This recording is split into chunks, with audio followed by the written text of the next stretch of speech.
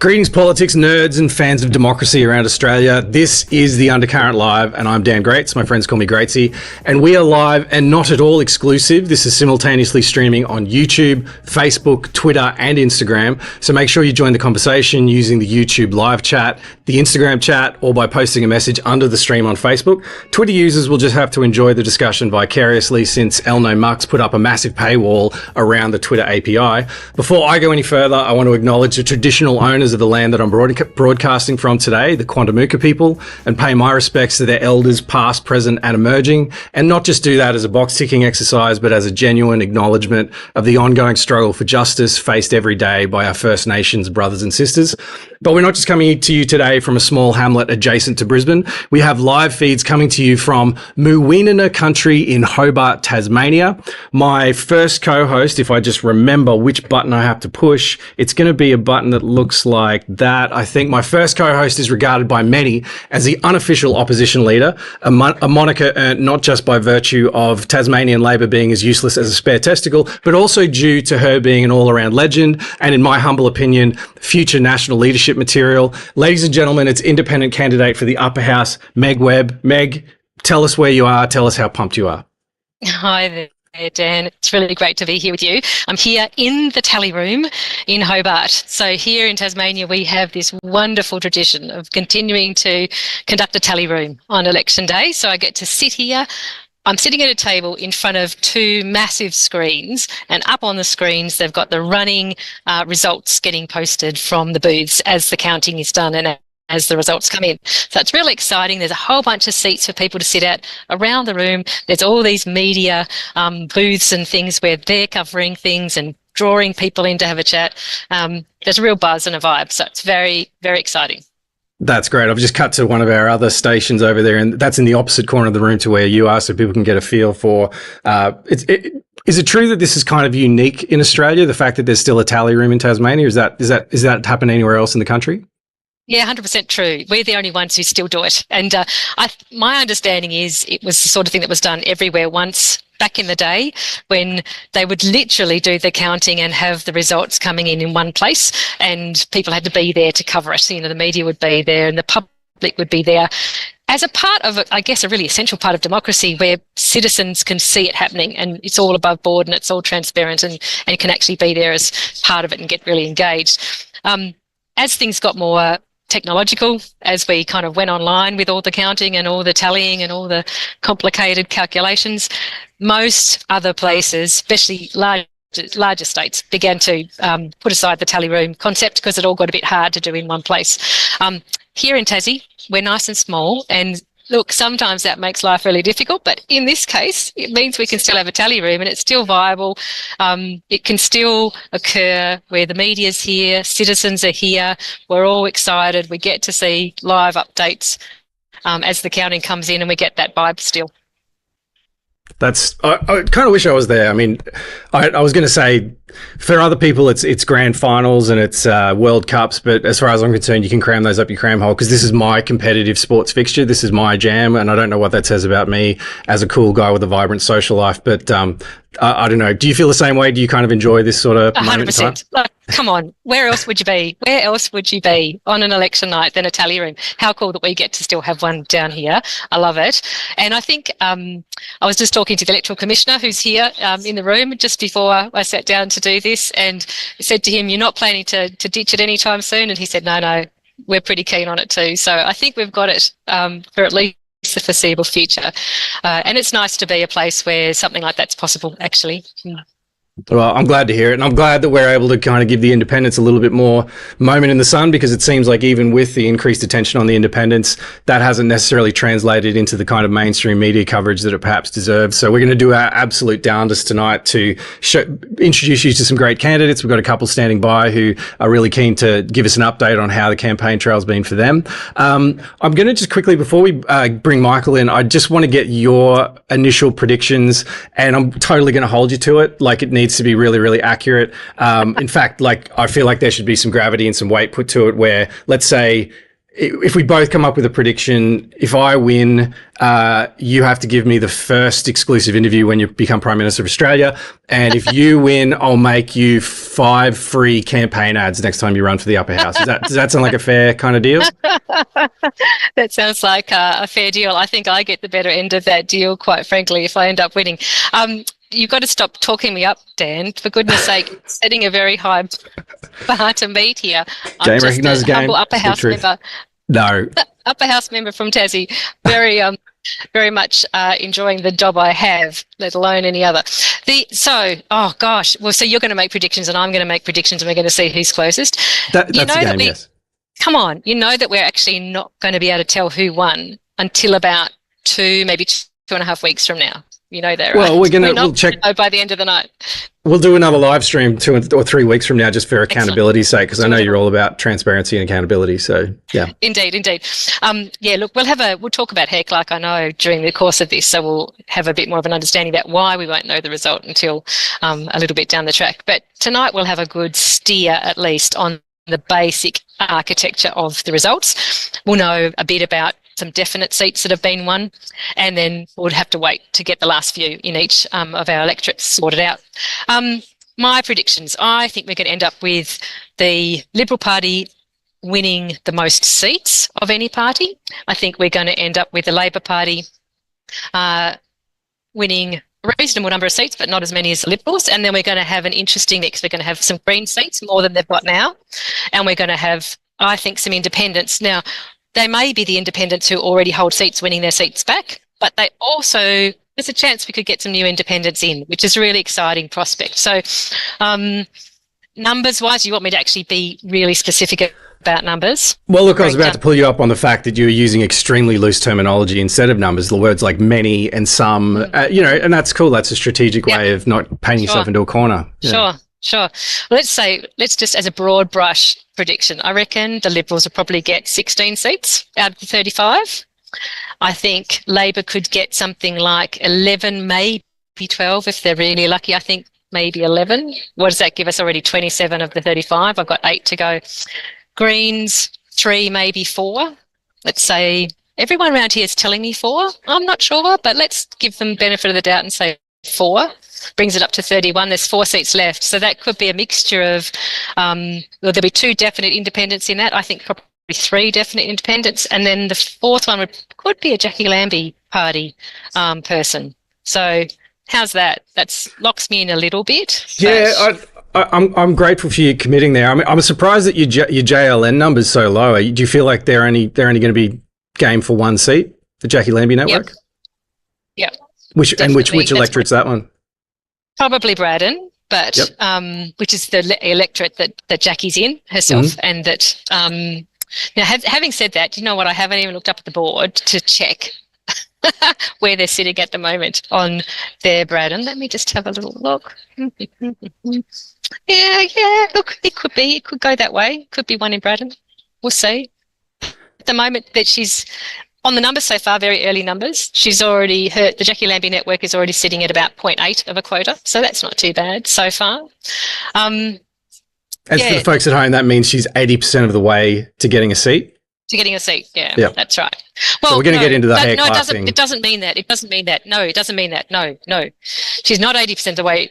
No, because we've only counted a tiny percentage of the votes so far. So what it's saying is, on the basis of how those votes are falling already, she would be on track to get about 0.8 of a quota. Now, the reality is, in terms of first preference votes, virtually no one or no individual person gets a quota in their own right. Mostly making up the quotas happens when they start to do the cut-up of the Hare-Clark distribution. So being on about 0.8, if she's on 0.8 by the end of the night in Braddon, or her party, I should say, not her personally, if her party's on 0.8, they might be in the mix for the 6th or 7th seat for sure. Okay, well, for the folks following along at home, and you probably can't see this on the feed I've got going to you, Meg, but we've got some numbers across the bottom of the screen that represent the different groups. We've got Labor, Liberal, the Greens, the Jackie Lambie Network, and Independents. I put the Independents first in the left to right order because I'm slightly biased. And what I'm actually going to do now is just hit a little button and jump back to the 2021 results just to give you some context. So back then we had 13 Liberal seats, so they had a 1-seat majority, 9 Labor, 2 Greens, and 1 Independent. And then when the ruckus happened, that has brought us to today for the snap election, where 2 of the Liberal members defected to the Independent camp. If I hit that button again, you'll see we ended up at 11 Liberal, 8 Labor, 2 Greens, and 4 Independents. And that was back when we had the 25 seats. We've since added 10 seats, which is something we're going to discuss a little bit more about how that makes this an extremely interesting evening. But now if I just jump back to 2024, these numbers here, it should jump any second now.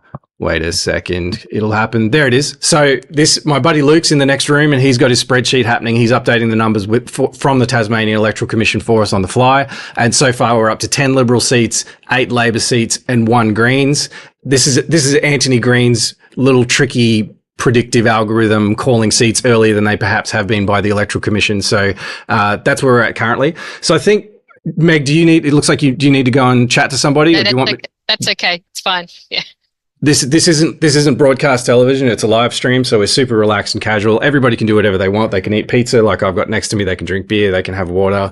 They can go take bathroom breaks. It's super relaxed. And we're just going to quickly check in on there. You can see how relaxed everybody is in the tally room. That's the view from the other end of the room there. And I think it's a really good time to bring in our third partner in crime here today. So if I just hit a button that goes like this and then it goes like this, we're going to bring in, actually, no, just one second. He is on Zoom number 2 and he's going into that box. It's like it's my first day. Ladies and gentlemen, it is the man behind the Voices of Tasmania, a group who absolutely marshaled the troops on extremely deathly short notice when the snap election was called, and they've been giving a lot of support to some really, really quality independent candidates. Michael Roberts is here, and I just have to quickly specify before he is allowed to speak that he's rocked the boat so badly that he has actually had to go into hiding, and he's coming to us today from an undisclosed location. Michael, welcome. How are you feeling? What are you most excited about? Can you hear me okay? I can hear you, yes. Yeah. I'm really excited to see the non-major party vote and how much of it there is, because we were picking up such a incredible resistance to actually going for majors in this poll. So that's going to be really interesting to see whether the sentiment out on the streets has translated into actual voting right in the ballot boxes. So that's really interesting. I'm going to be really looking for how Craig Garland goes, particularly in Braddon, and the Jackie Lambie candidate, of course, and Jack Davenport in Bass, definitely another one to watch. How will Sue Hickey go tonight? Would really be interested to see. I would think Christy Johnson will get in as an independent, but how many will join her on the crossbench? That's the fascinating thing. We've got several candidates lined up to have a chat to us over the evening, including Tamar Cordova, Jack Davenport, and others. So that's going to be interesting to hear how they're feeling, how is their campaign, those sort of things. But Voices of Tasmania is we're an experiment in the whole Voices movement, in that we're seeking to cross 5 electorates at once and support 5 electorates to sort of rise up all at once. And that's partly because of this state election that's happening right now, because we could just see that with 10 vacant seats, how can we actually support independence into those new seats? And so we were excited about that. And then the Liberal government put a pin really early and threw us into this 15-month early election, which is just nobody in their right mind wanted this election.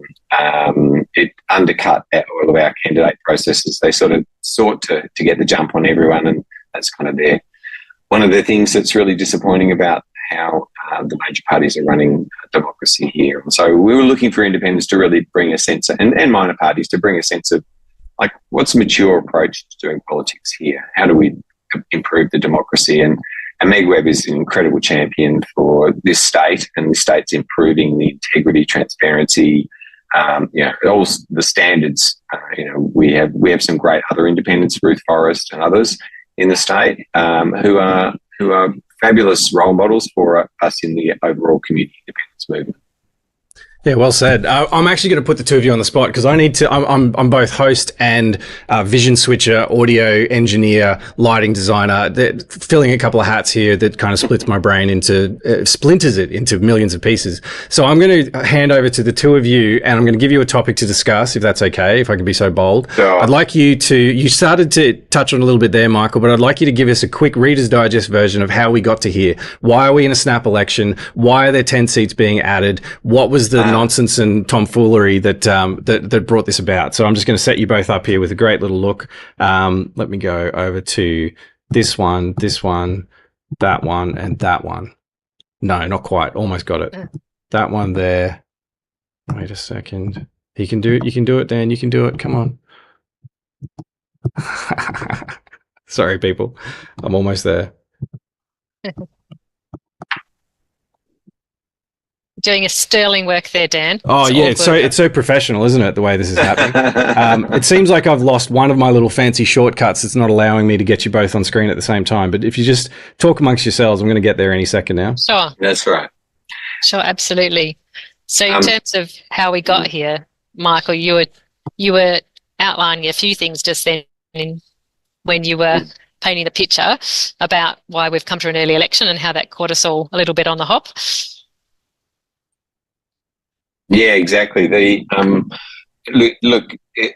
is the second time the Liberals have called the election early, disappointingly, and it really begs the question: can they stand the heat in the kitchen? And it appears they can't once the scrutiny's on them.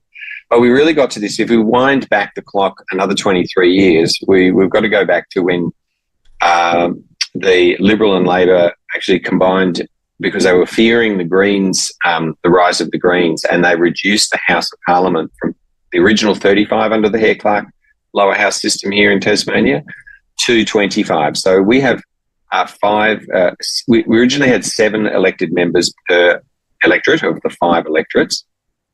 And because the Greens were rising and had sort of 1 in each electorate, and they were talking a big game. They were talking Green government at that time.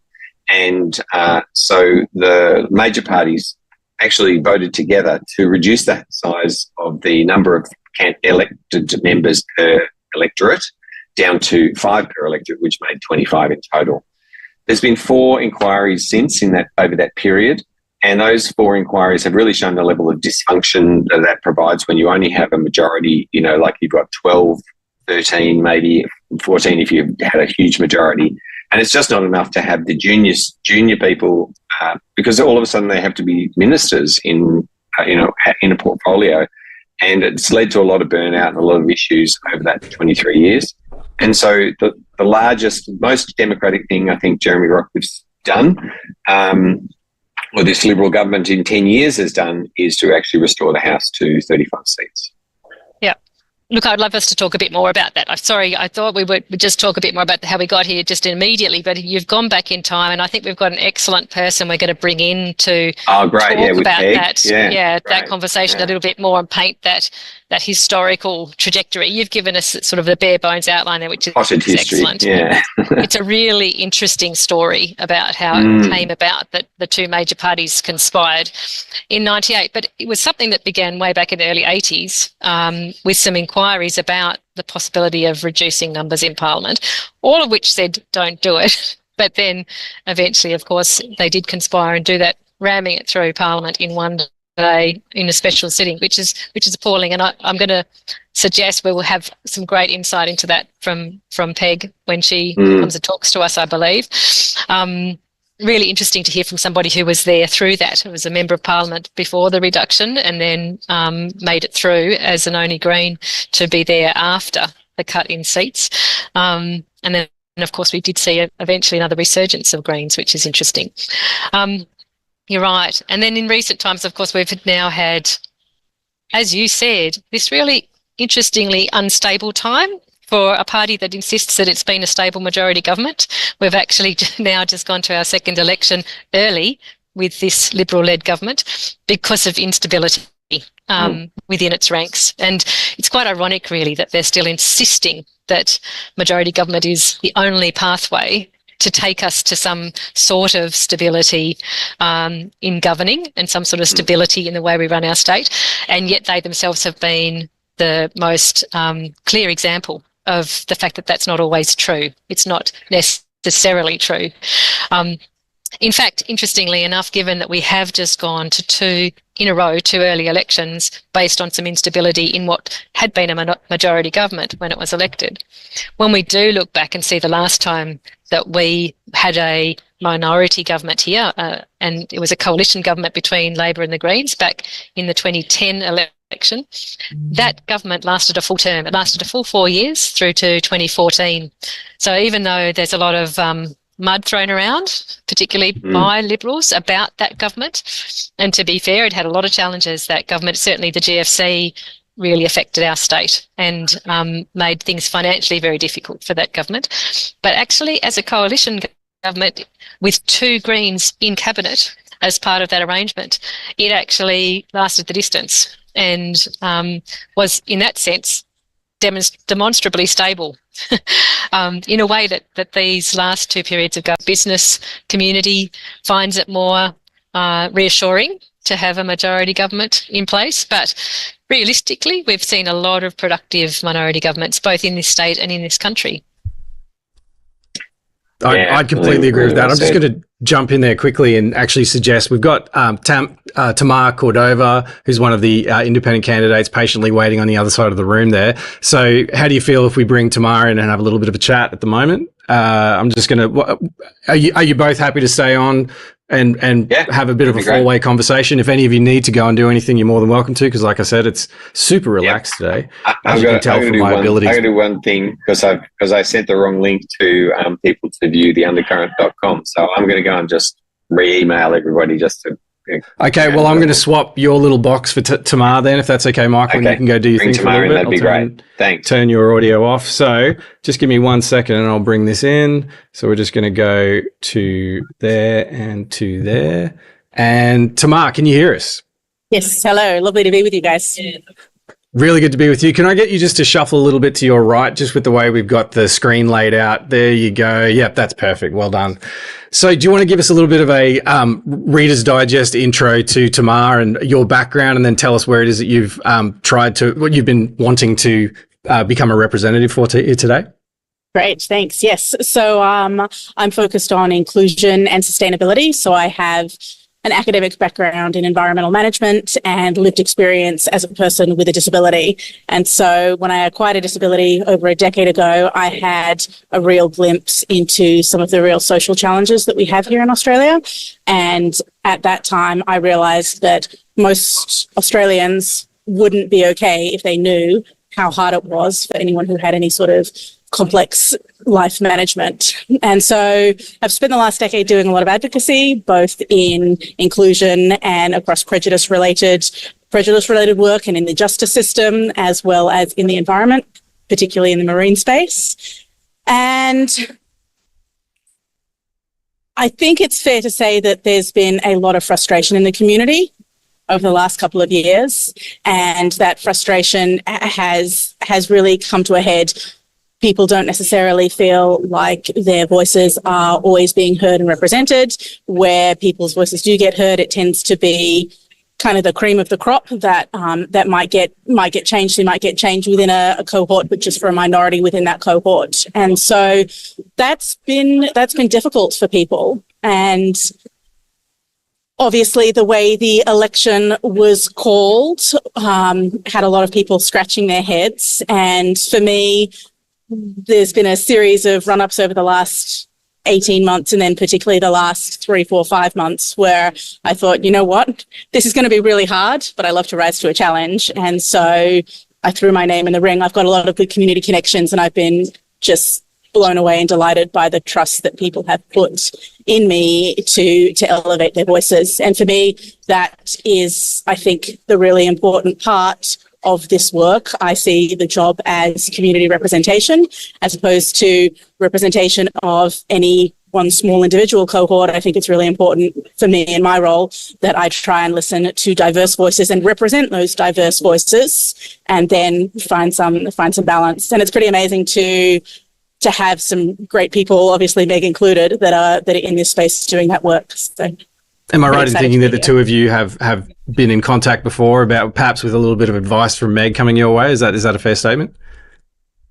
Oh, look, Dan, I think it's fair to say we've definitely had chats.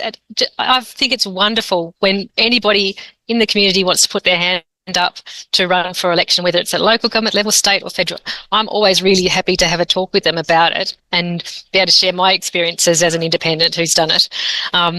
Because I think it's such a brave thing to do, and Tamar is an amazing example of that. You know, it's no small thing to put yourself forward for election.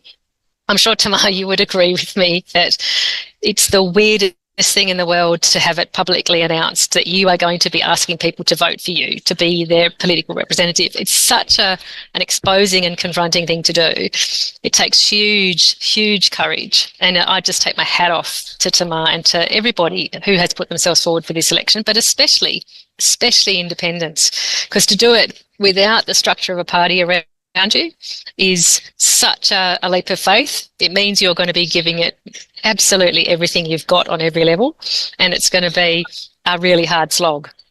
And to be honest, the likelihood you're going to be successful in terms of winning a seat the first time you run is relatively low. So it's probably going to be a long-term plan, because you might have to do it a few times and have a crack a few times before you actually make it. And Tamar, what was your sense of being out on the campaign trail and the feedback from voters? Did you feel like you were cutting through and resonating with people? Absolutely. I think there's a small number of people who are really disengaged and very distrustful of politics and the word politician, even candidates. And for me, that's distressing. I think oftentimes people who are really disengaged from this process are maybe some of those people who would really benefit from starting to find safe ways and pathways to become engaged. But aside from those people who really didn't want to have anything to do with the process, most people were really excited to talk. There's a lot of issues right now that people really want elevated. And it was great to hear real consistency across community in terms of what they're looking for, right? We know improvements in healthcare and education and transport. I mean, all of these things just kept coming up over and over again.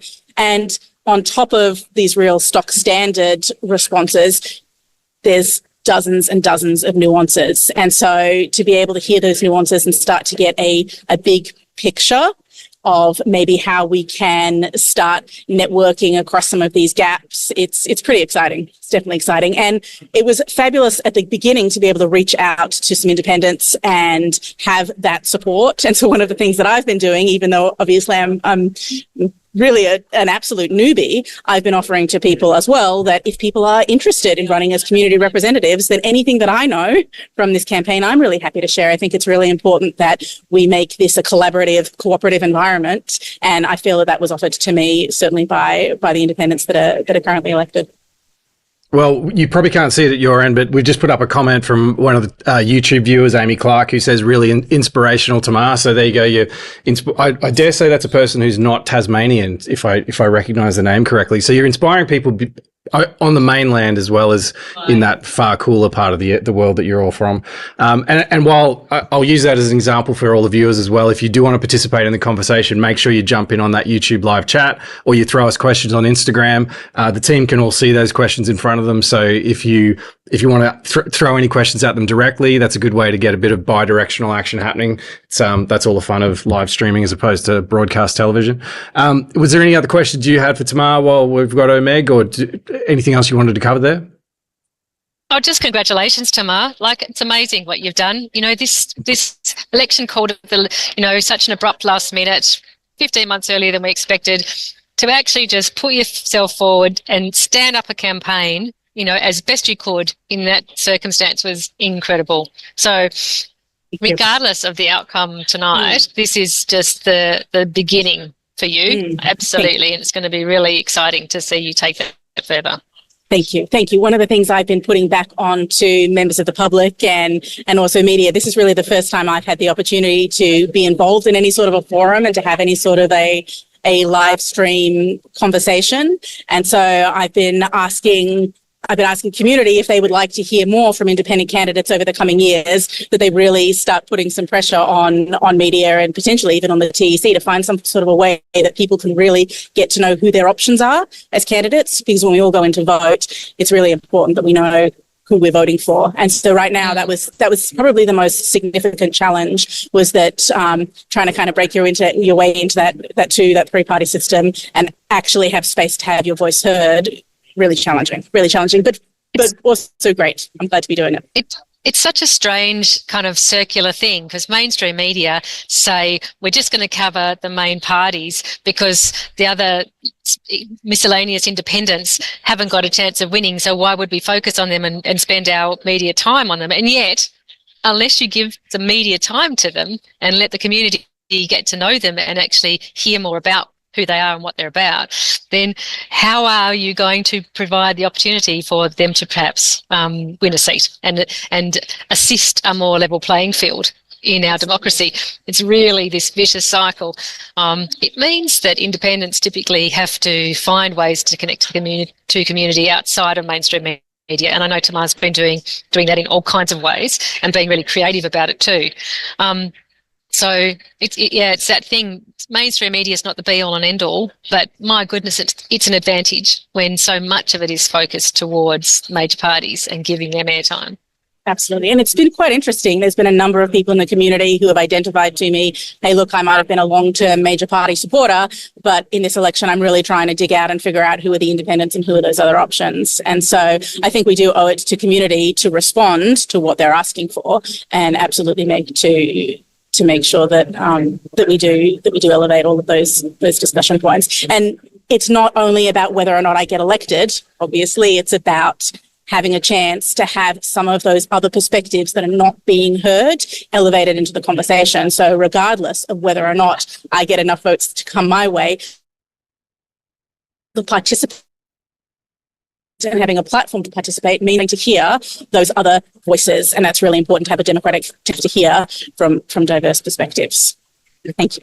Yeah, as you were talking, it almost sounded like there's a real gap in the market for some kind of upstart independent media outlet, perhaps one based in Brisbane that has a real focus on independent candidates. I don't know, I'm just spitballing here. Like, maybe that's something that could be worked on. So, really good to hear that there's a need for that. And we just had a question from Willow Herb on YouTube, who said, can you share socials for the candidates, especially if they're planning to keep using them? So, Tamar, this is your chance. Do you want to let people know how they can find you and follow your activities? Absolutely. So I have a Facebook page, which is Tamar Cordova for Parliament. And obviously that's set up to be a long-term page. My email address is rep, as in representative, so REP. TAMAR, reptamar@gmail.com. I'm responding to every single email that comes to me.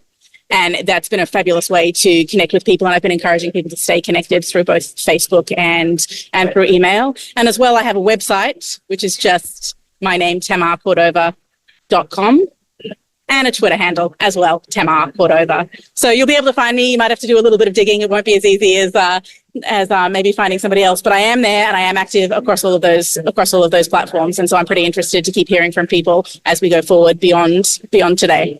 That's great. It's Cordova, Cordover. Is that correct? Exactly. That's correct. Excellent. Well, I hope everyone gets a chance to jump on and follow Tamar, and obviously looking forward to seeing big things in the future. And it sounds like you're of the mindset of Meg, where it's not just about the first try. It's sort of an ongoing project that you build on at each election, and eventually it really pays dividends. So thanks so much for taking the time and coming all the way into the tally room and chatting to us. I think it's excellent. And best of luck. I think we'll all be, like I said, I'm going to be watching for the next 2 weeks, rocking backwards and forwards in the fetal position, sucking my thumb, hoping for the best for all of you. So very excited to see how it all goes. Thanks, Tamar. Great, thanks. So I think I'm going to bring back in, let's just have a look here. If we shift across, we'll take that comment out. And we've actually got a question here, Meg, from Azra Lee Photography on Instagram, who says, how will Parliament look, do you think? As in, who will be Premier, etc.? Will it still be rocky? That's a really difficult question to answer at this moment, Azra. It's a good one, and it's one we're all wondering about, I know. We will not know that by the end of tonight. We will not know that until at least a couple of weeks away. The likelihood is the Liberals will win the most seats, but not a majority. What's likely that means then they'll be able to have the opportunity to form a minority government if they can negotiate with and make some arrangements with some of the independents or minor parties that are also going to be elected. That will all play out over time. The degree to which that would then mean that Jeremy Rockliff would come back as Premier is a separate question, because it's up to the Liberals who is going to be their leader under that new government that they may form. It may well be, because he's made quite a fuss about majority governments, it may well be that he doesn't want to lead a minority government. He certainly struggled with it this past 10 months or so, since the defections of 2 of his members last May. So there could be a change in leadership there. We never know. There's certainly lots of gossip and speculation about the fact that he's not going to necessarily stay a full term and that there would be a change of leadership. And there's speculation about who then might step into his shoes as Premier, and whether that would be Michael Ferguson, who's the current Deputy Premier and Treasurer, or whether it might be someone new who's come into the Parliament like Erica Betts, who previously was a federal senator for Tasmania, but now is running in this election and is expected to be elected as a member, one of the members for Franklin. So again, if Jeremy Rockliff did step away and wasn't going to be Premier under a possible Liberal minority government, who might take his place is a big question, big question. Well, Azra Lee replied, "Sheesh, Meg, I think I'm going to go crawl under a rock now. Thanks for explaining everything. God help us if Fergo gets Premier or Eric." So it sounds like there's a few concerned We'll citizens take that as a out there. comment, I think, Dan. That's right. I'm just going to, let me just see here if I slide back in our third collaborator. Michael's back. Michael, since you've been off air, have you got any updates for us? I can see down the bottom our ticker has jumped up to where the Liberals would have won in a previous election if it was just the 25 seats. They've hit the 13 number, 10 for Labor, 2 for the Greens. Michael, have you heard anything else since being offline? So just to be clear though, Dan, if I can just jump in. Just to be clear, they haven't won those seats yet, okay? Those are the predictions based on the proportions that are coming through in the vote count so far. So there are no seats that have been called yet, okay? Just be really clear about that. They haven't won those seats. It's just that's the indicative count based on the proportions so far. Very important clarification. Thank you for making it. Hey, Dan, I need to step off for a minute. Can you switch me off from I your sure screen? can. I'm going to just do a bit of other business and then come back on again. Absolutely. Not too far down Let the me track. just jump. Thanks for that, Meg. We'll talk to you soon. And Michael, Thanks, it's you and me. How's things? I was just asking before, did you have much by way of updates from anyone you're talking to? No, I was more seeking to get some of our followers onto the Undercurrent feed. So, thank you.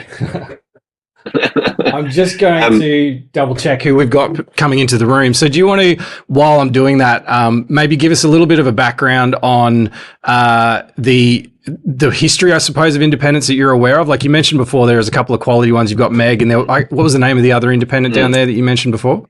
So Sue Hickey as well. Yeah. Yeah. Now we did have previously have Andrea Courtney online and Jack Davenport. Andrea's still here. There's Andrea. Yeah. So we might link Andrea in at some stage too, Dan. I'm just bringing her in now. Just one second. We need to just mute Meg. I'm going to, just one sec. Let's go to here and.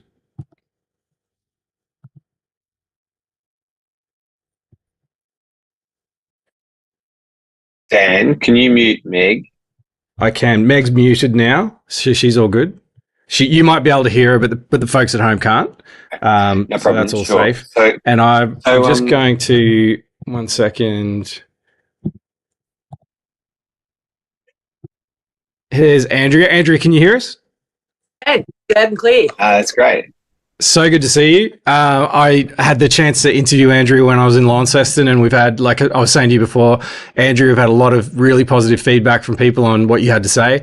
Do you want to give us a quick vibe check for how it's been for you today out on the campaign trail and at the polling stations? Well, I think the sneaky manoeuvre to do it so quickly and catch everybody else off guard has meant that in 5 weeks you have to introduce yourself to a lot of people. And you have to get yourself out there in a very short period of time. For someone like myself, I work during the day in mental health, and then when I knock off mental health, I'm a mum, and then I read my council emails because I'm a local councillor. So 5 weeks doesn't leave you a lot of time to get out there and meet and greet people, let alone get the leave required from work to be able to do that. But it's been good. We've had a couple of forums down here, candidate forums. So there's a couple of guys, Corey Spears and Nick Higgins down here, that did a candidates forum in Wynyard. And we had 7 people come along from all of the parties except for the Liberals. That meant that a lot of the questions from the audience got answered by members of candidates that they haven't heard from before. So for years, we know where the Liberals stand. We'll say they stand on things. They make it, very clear in everything that they do. But it was a chance for the rest of us that don't usually get a time to speak or put our ideas out there or answer questions or let people get to know us, sort of identify who we are and what's important to us. And you got to answer questions that were important to our area, which meant that every candidate got to say where they stood on these major issues. And I think that's really good for governance. It's good for democracy. I think that more of that needs to happen for people to be able to engage with who's representing them, because you really don't know who they are until you find out who they are. And sometimes it's too late. I remember the conversation we had in Launceston. You were absolutely smashing the point about whistleblowers, and it was something that resonated pretty strongly with me. Why is that such an important thing to you? I think because what's gone wrong is that we don't have good governance, because we don't allow whistleblowers to come forward anymore. It used to be that you could report something going wrong in government or within systems, and then the management would identify, well, that's an issue that we need to risk mitigate. We need to work out a way to fix that problem. But at the moment, there seems to be a lot of governance that is, no, we need to hush it up. We need to cover it up. We don't want to look bad. There's terms in the Tasmanian legislation that makes it clear that you're not allowed to report anything that might make them come into disrepute. But is it the whistleblower that makes them come into disrepute, or is it their actions? So the problem is that when they speak up and say, well, there's breaches going on, here I find that a lot of times it's the whistleblower that actually is the one that is reprimanded, cops are punishments, cops are lost, not the person that's actually doing the wrong thing. So if we don't encourage our whistleblowers to come forward, what incentives are there for governance to self-administer their own punishment or self-administer their own corrections? There's no motivation for them to do the right thing. If there's no whistleblowers coming forward, they can keep it all in-house. So it's sort of like more of a push to have gag orders. I don't know if you watch our anti-democracy protest laws and our anti-democracy, free speech laws on public servants, and it's very restrictive as to what you can say and what you can't say, and it's very much around not bringing them into disrepute. But we've had that many inquiries, and the evidence is very damning, and it's not on the front page news down here because we have a saturation of 3 media outlets that inform the state, and they inform the state with a bias, which is why it's so good what you're doing. It's sort of letting people know what's really going on, instead of just having the narrative of the 3 major publications that sort of inform the state. Yeah, and we've got a situation like what you said before about the whistleblowers being punished before the actual wrongdoers are. I mean, we've got a situation like that with David McBride and his revelations about the Afghanistan war crimes. He's the first person to go to court, to criminal court, before anybody who actually committed the war crimes is going to court. And then you've got Richard Boyle, who exposed wrongdoing at the ATO. They had this way of putting these people's lives in legal limbo. It's almost like they're trying to send a message to other whistleblowers to say, hey, you don't want to do this because we're going to ruin you. Same thing with Witness K and Witness J and Bernard Collaery and Julian Assange. It's just, it makes me want to puke. And I can't believe that our country of Australia is responsible for that kind of absolute nonsense. So good on you for flying the flag about it, Andrew. I think it's great. Yeah, that's what I was going to say. I think that started with one of the most heroic whistleblowers of our lifetime, which is Julian Assange. All he did was report facts, and he's been punished so severely for that, it's destroyed his life. And the fact that we've just continued on that path, for me, is astounding. I mean, people all around the world look at it and go, bring that man home, bring him home safely. He did the right thing. All he did was inform the public. And I remember a time that we used to hail journalists for that. We used to say that journalists were, fighting for the people. They were the true representatives of the people, because journalists were investigative journalists. They told you the things that the government didn't want you to know. But over the past sort of 2 decades of my life, I've seen that crushed, and I've seen whistleblowers destroyed. There is a non-stop attempt to silence people that speak out against the government, and it is very concerning. I could listen to you talk about this stuff all day, and so could Bloody Brother Bear from YouTube, who says, wow, Andrea speaks so well and speaks the truth. So, it's not just me. Thanks for the comment there, Bloody Brother Bear, and love the YouTube handle, by the way. That's fantastic. Michael, why don't I throw up to you? Is that you know Andrea's journey and campaign a little better than I do. Is there something that you wanted to ask her? Yeah, Andrea, you had 5 weeks. What's your proudest moment in the 5 weeks of really, being able to? I know you've been smashing all the time together to make it work. We did have you driving around in a ute with big vote independent signs on the back, as around the streets of the northwest coast. So, what was your proudest moment over this time? There's actually been 3 of us driving the ute around, so we sort of take turns. Some people know people in other areas. So Tasmania's, it's a big place, but it's a small place. So the more of us that drive the van around and answer the questions, the more of us are known for supporting the independents. So it's not just that one person. So it becomes more of a movement than just a single person, which I think is great. And it means that more people are having those conversations, which again is great. I think the most amazing thing for me is that we had Corey and Nick do a forum and inform the candidates of what was going on.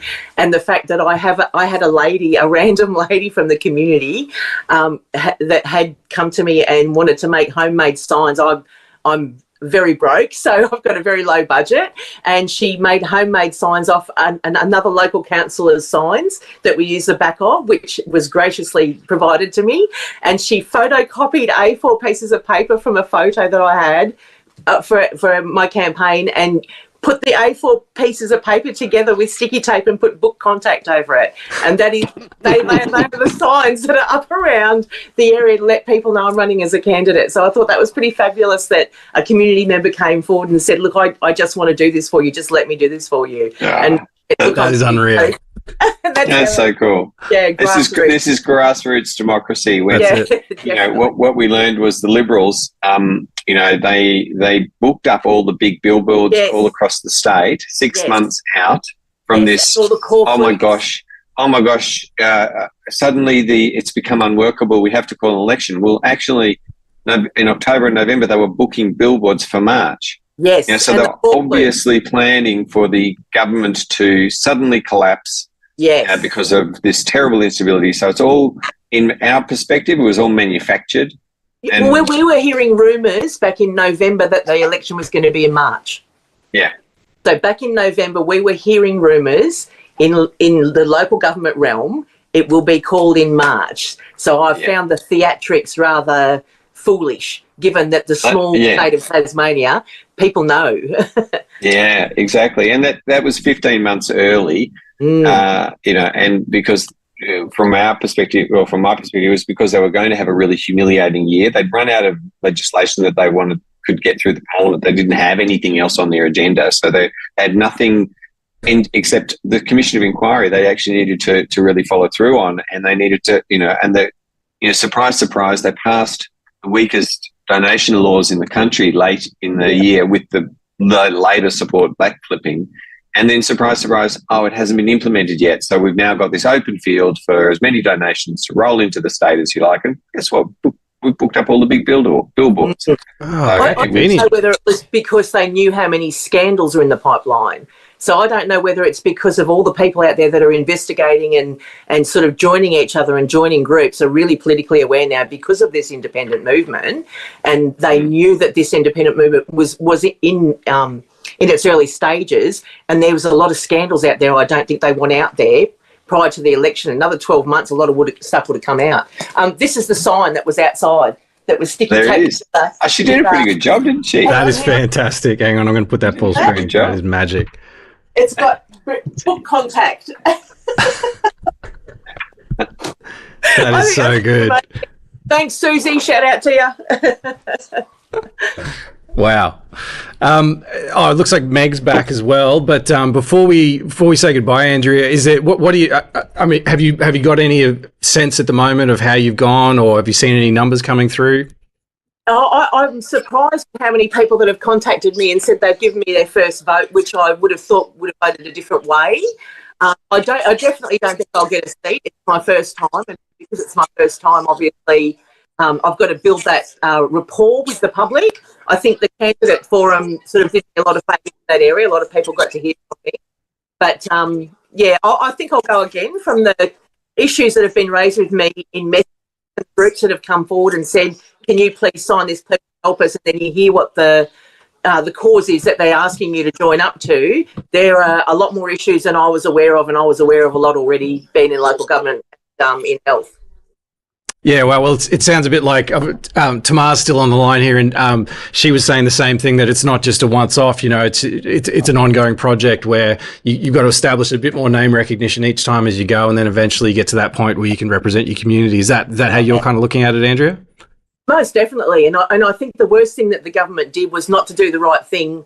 You know, for me in local government, into state government, because they've created the person that will ultimately be the one that, you know, helps the community be informed, which will hold them to account. So they've sort of created their own situation by not doing the right thing by the public. That's what's activated the independence. That's what's activated the movement. The fact that they're not doing the right thing, they're not getting legislation, they're breaching their own legislation.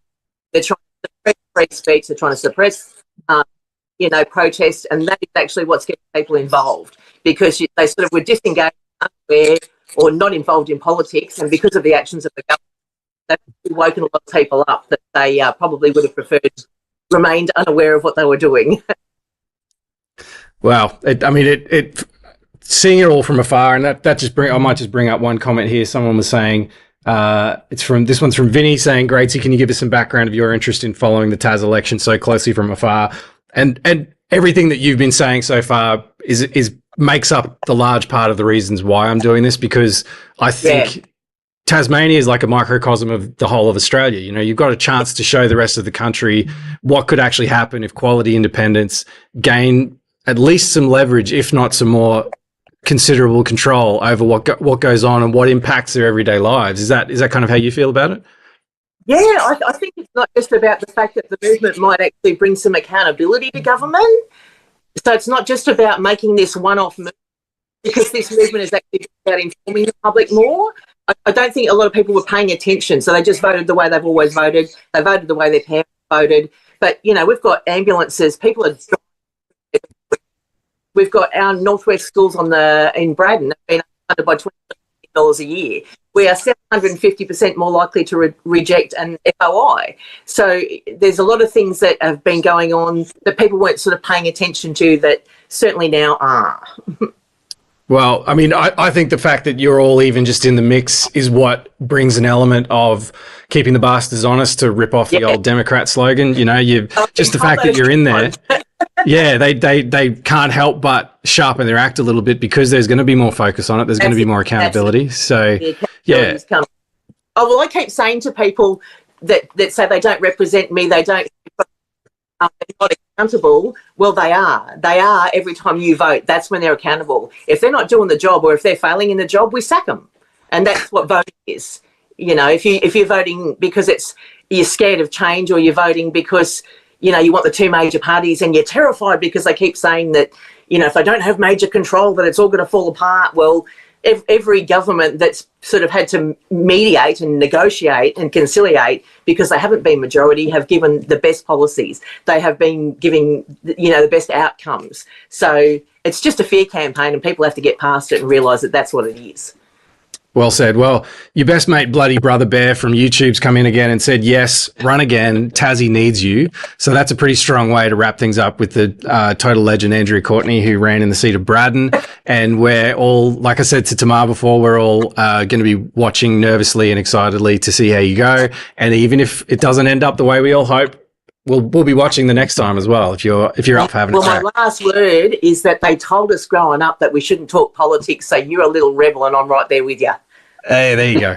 I like it. Well, thanks so much, and I think we'll probably say goodbye to Andrew and Tamar now, and we're going to look to bring in a few other guests on those in the tally room position we've got over the other side of the room there. So big thanks, Tamar. Have you got any exciting plans for the rest of election night eve, or are you just going to sort of collapse into a pile and recover? Probably the latter. I'm going to hang around a little bit and just watch the scoreboard and have a chat. There's a lot of other independents floating around, and so I think it's a bit of a good team spirit down here. Yeah, nice one. I'm not saying I would ever think of running, but if I ever had any kind of political power, I think I'd use it to bring the tally room to Queensland. I'm kind of jealous. It looks like a good vibe. It looks like a really fun vibe. Although I'm sure there's some more important things I could focus on. Well, thanks so much. And we're going to bring Meg back in at this point. If I can remember which sequence of buttons I have to push to actually make that happen. I'm just going to go here so that it doesn't look like a complete amateur while I do that. And then I'm going to turn that one off and that one off and that one on. Isn't this exciting, folks? Seeing how the sausage is made. We're going to put Meg in that box. We're going to put Michael in that box. And then we're going to see if that works. Oh! Smashed it. There we go. Meg, you're back. How's it? Dan, what exciting things have you learnt in your absence? I've been having a wander around and chatting to a few people to hear about people's takes on the results thus far. It's been quite interesting, actually. Bit of talk about the Liberal vote crashing a bit more than expected, which is interesting. Wow. So now I'm hearing predictions of 15 seats for the Liberals. I'm hearing predictions of maybe only 10 seats for Labor, which is a pretty low result for them. That's virtually no improvement on where they currently are. And that means none of the 10 extra seats, the restored seats, going to them.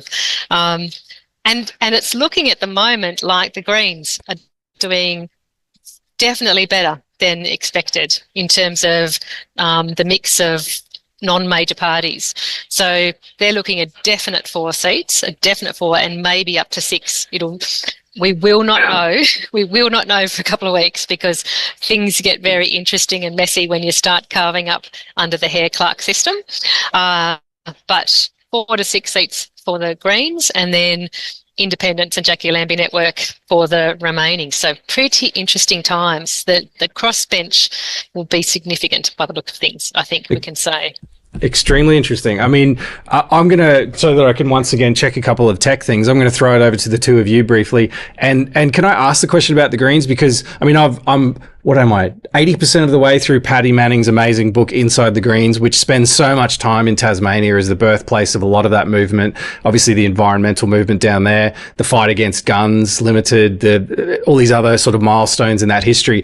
Yet when I got injected into this whole scene with the excitement of the snap election, it was I rarely heard much from the Greens or heard much about the Greens. Is that just because I'm looking in the wrong places, or can you both tell me how you would put your finger on the pulse of the Greens movement in Tasmania at the moment? I'm going to throw to Michael. You can start. Look, there's in various places around Tasmania, there's a strong Green vote, which is exactly why they reduced the House in the first place. And hopefully we'll hear from Peg Putt a bit further about that later on. So there was a lot of positive sentiment, and they've moved socially to not just being an environmental movement in the last 15 more years, and become stronger in the social aspect of their policies. So, and they've got some interesting young candidates, some next generation candidates. And I think that's really, Tasmanians are crying out for something different. The Greens are a known brand. So, and we are, like in our Voices of Tasmanians had found that climate change and protecting the environment was still really, really high for Tasmanians. So I can absolutely see why a brand of the Greens would be well supported in an election like this, where it's all been big names or old names, and for the independents it'd be very hard to actually cut through in so many ways, whether it be the size of the sign, or the number of signs, or the media focus. even the ABC coverage tonight, I think, there won't be independence. Meg's not being called over by Anthony Green to provide any guidance, particularly, probably not even Christy Johnson, who's running. You're missing out, Anthony. Seriously. Well, look, it's interesting. It's great. I've just had a text message from some ABC radio down here to see if I can come and do a spot with them in a minute. Oh, we just had a little drop out there on the Zoom call. Interesting to see. It's really interesting to see where the Greens have been really developing on the social policy side of things. They're not just a party about the environment, but quite striking, I think, in this election campaign, and what may actually have served them very well and be contributing to what looks like a fairly strong result right now, is that they have literally been the only party talking about the environment at all in the whole campaign down here. Neither of the two major parties have said anything, certainly not anything that we would expect in a contemporary way about the environment. And apart from logging more of it. Apart from plundering it more, yes, indeed. Yeah. And so I think potentially that's been a bigger boost than certainly the two major parties might have expected. That the Greens have capitalised on that. They have been the ones out there speaking about those issues. And there might have been an expectation in the two major parties that people didn't want to hear about that, and I think that would be a mistaken assumption. I would think, judging by a strong result by the look of things at the moment. Well, we've got a great comment here from Matthew Grossi, Matthew Grossi. The Greens stopped being a movement and are just another party now, still sorting out their brand. I was there and voted the day the party was born. And he also followed up with another comment that said, Tassie loves a little revenge on the major parties. Love that. Well said, Matthew. And I'm going to use that as a jumping off point to bring in our next guest, because we have a special cameo from one of the OG Greens members. And I'm going to bring her in by showing a clip that she's probably sick of people seeing, but it's absolutely classic. And it links a little bit to what our discussion we were having before around how we've got to this point where 10 new seats have suddenly appeared. And it dates back to 1998, where the majority government tried to get rid of the Greens by basically changing the makeup of Parliament. And if I put this video clip on here, you'll see them literally ripping the seats out. So they're literally changing the physical structure of Parliament to try and get rid of the crossbench. And our next guest is Peg Putt, who is the sole remaining Greens member after that shake-up. And you can see her here. Peg, you can't see this, but the folks at home can. She's brought her own lawn chair into Parliament and placed it where the crossbench used to be as a little sort of, I'm not sure if Peg would let me say F you to the major parties, just to let them know that she's still there and she still means business. So I'm going to bring her in now.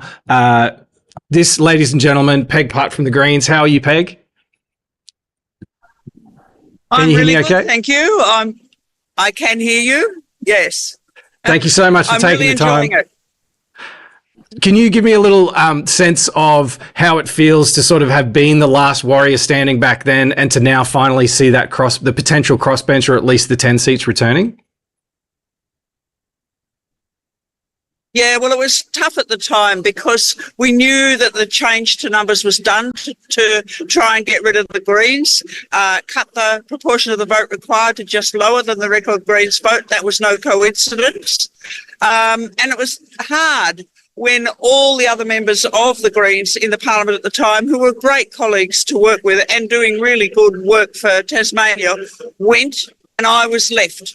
I was pleased that at least one of us had got re-elected, but it meant it was all down to me to hold the space, to make clear what had happened, to build up the Greens again, and to work really hard for the Parliament to be restored.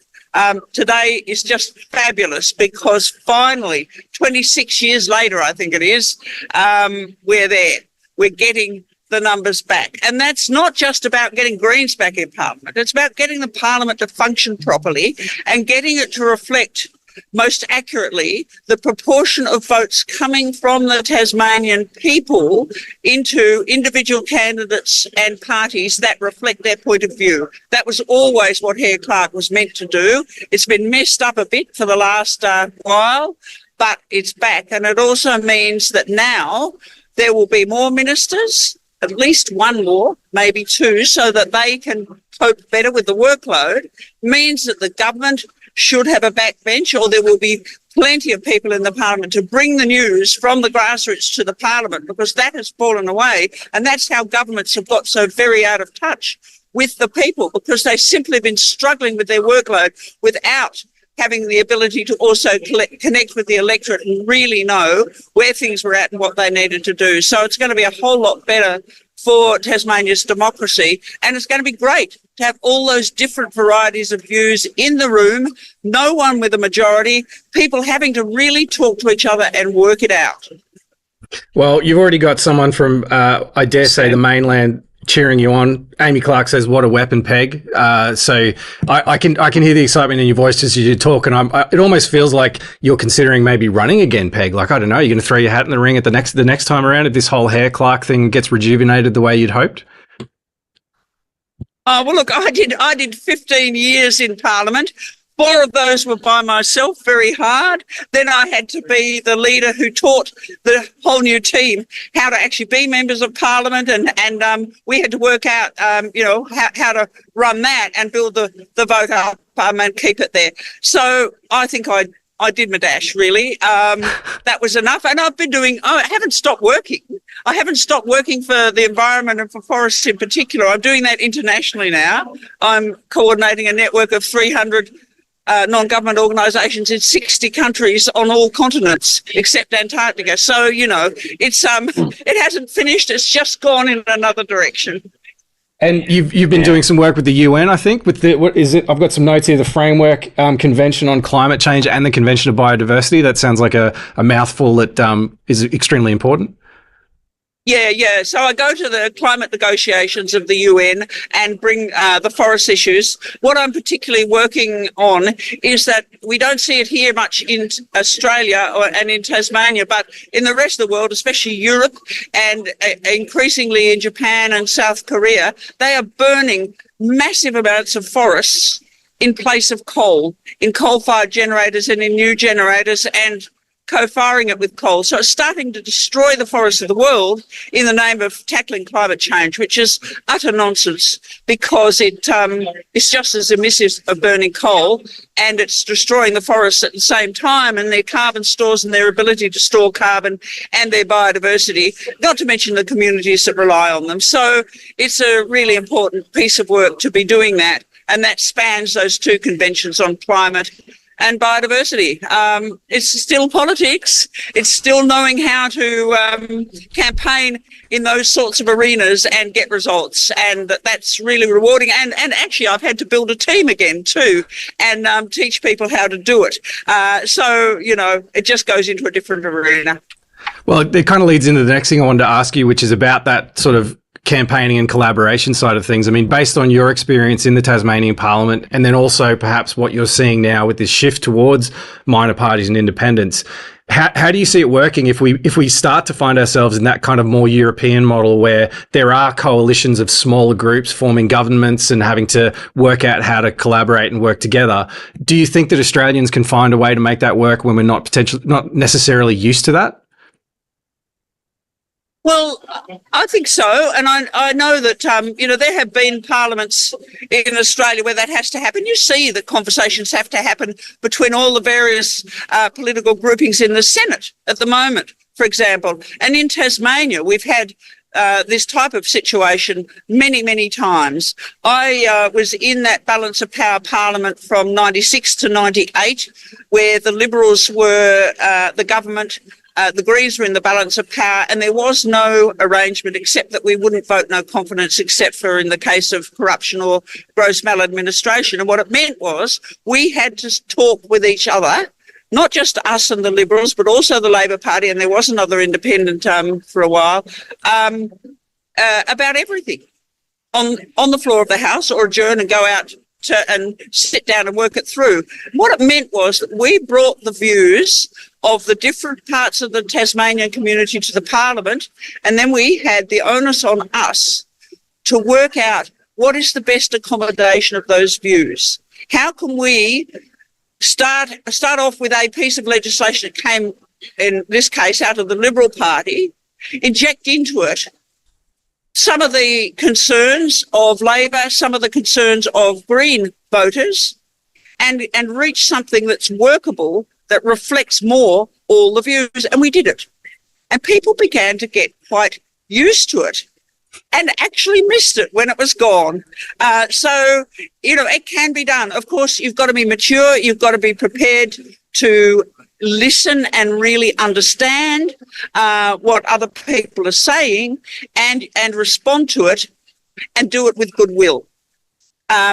What we've suffered from here most recently in Tasmania is the Premier saying it's my way or the highway, and if you won't just dance around like marionettes when I say so, to members of his own party and then to the people who left because of that sort of behaviour, then he's saying he can't cope and it's no good and it's unstable. Well, it's not unstable inherently. What it is a bit more work and a bit less bullying, and that's where we need to be.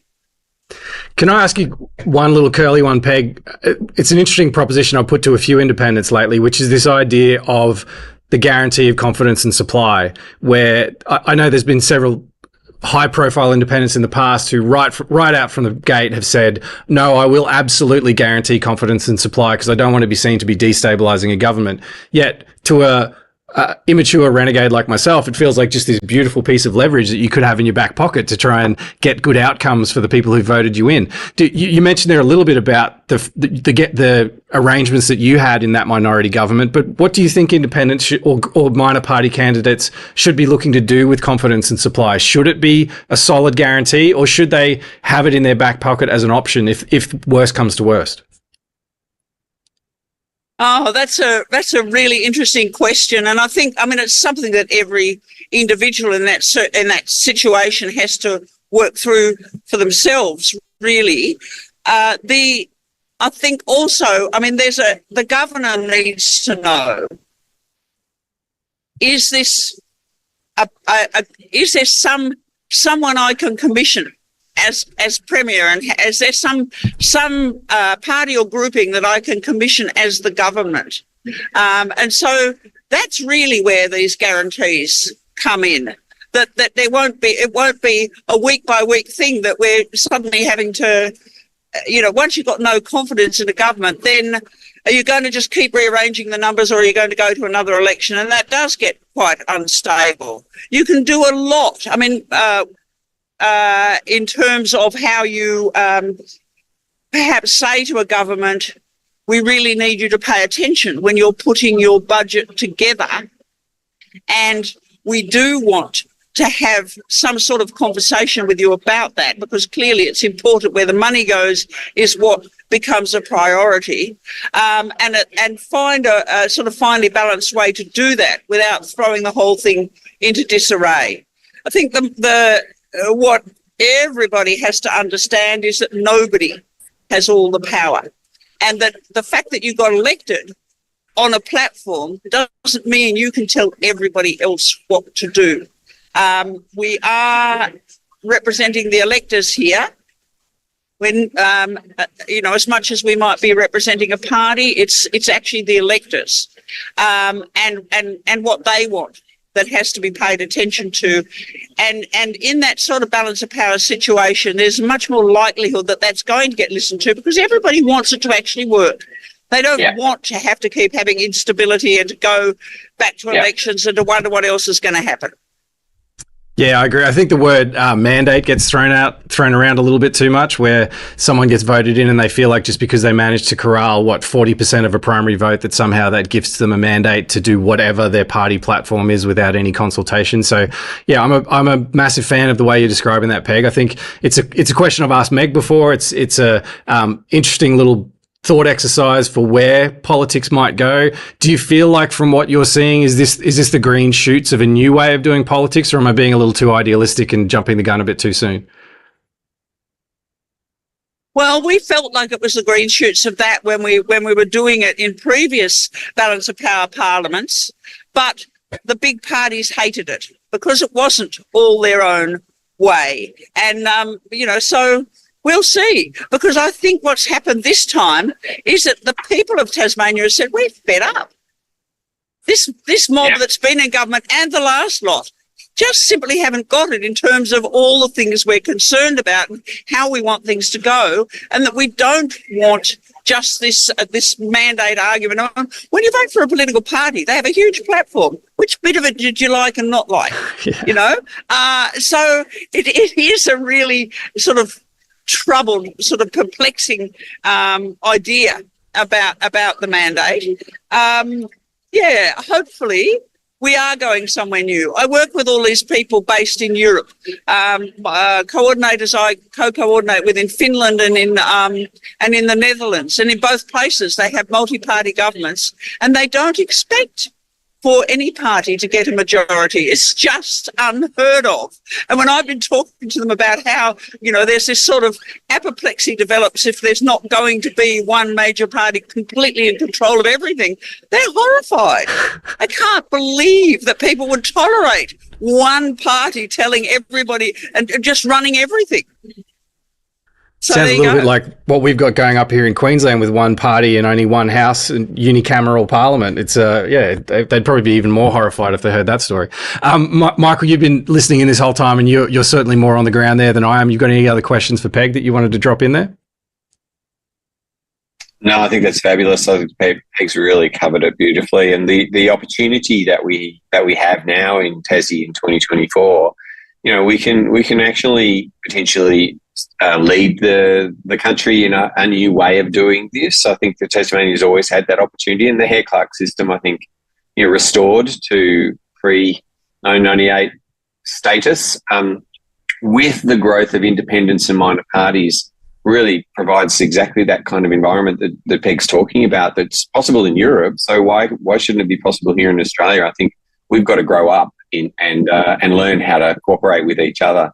And it's really fascinating that during the campaign, the Labor and Liberals, but especially Labor, were basically saying that independence basically meant, you know, another Rockliff Liberal government for 4 more years. And no independents were saying that. Independents were saying, we will work with whoever and we will make it work. We want a cooperative parliament. And I think Peg's covered it really beautifully. Well, Peg, it's super generous of you to take the time, and I was really chuffed to find that bit of footage today. It was actually the first time I saw it of you on the lawn chair there. So thanks for creating a classic moment in Australian politics for us. Thank you. Well, you can't keep a good campaigner down.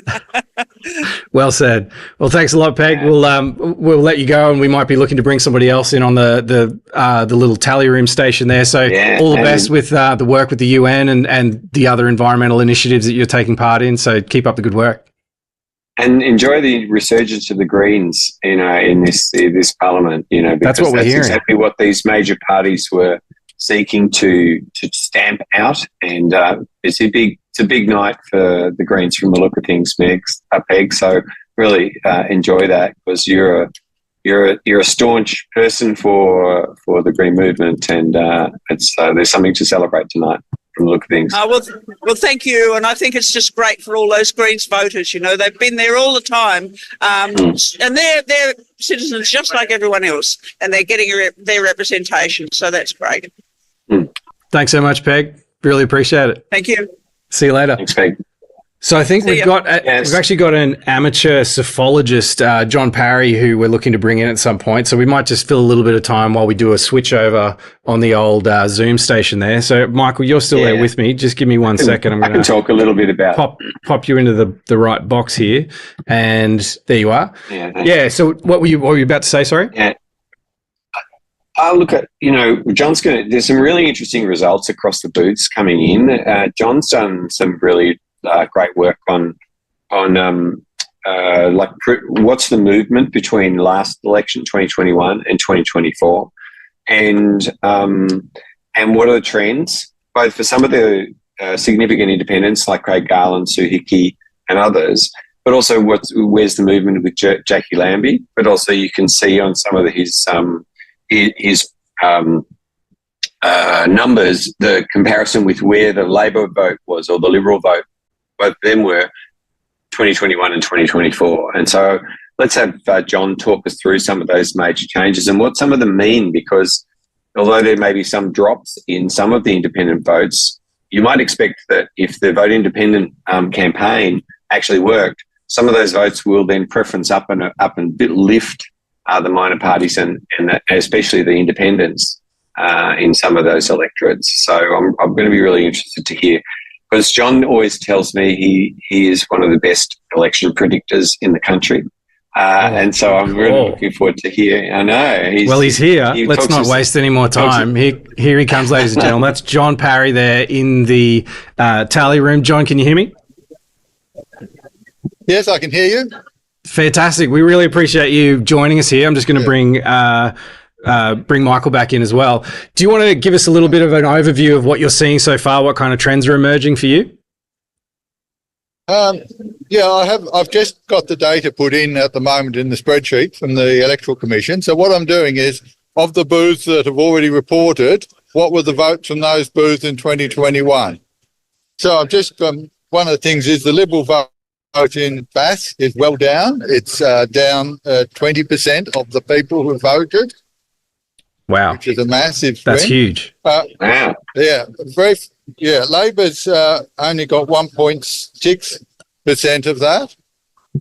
Yeah. And the Greens, now with the model I've got, I pulled Jack Davenport out. So the Greens are actually were on about 11%, and now they're on 14.75% of the vote from those booths. So that's fairly good. And then Jackie Lambie Network's obviously going well. Lara Alexander has picked up votes, which is, good for her, but she won't get a seat. And there's almost 10% of the people voting for others, whereas previously it was only 5% in those booths. So they've doubled their vote for the group that I've made as others. And is others all just independents, John? When you say others, are they only independents? Now, anyone that I haven't mentioned before. So I mentioned Liberal, Labor, Green, Davenport, Jackie Lambie Network. So everyone else I put in as others. Mm-hmm. So they're polling at 10% compared to 5% in the previous election. Now, just go to Braddon.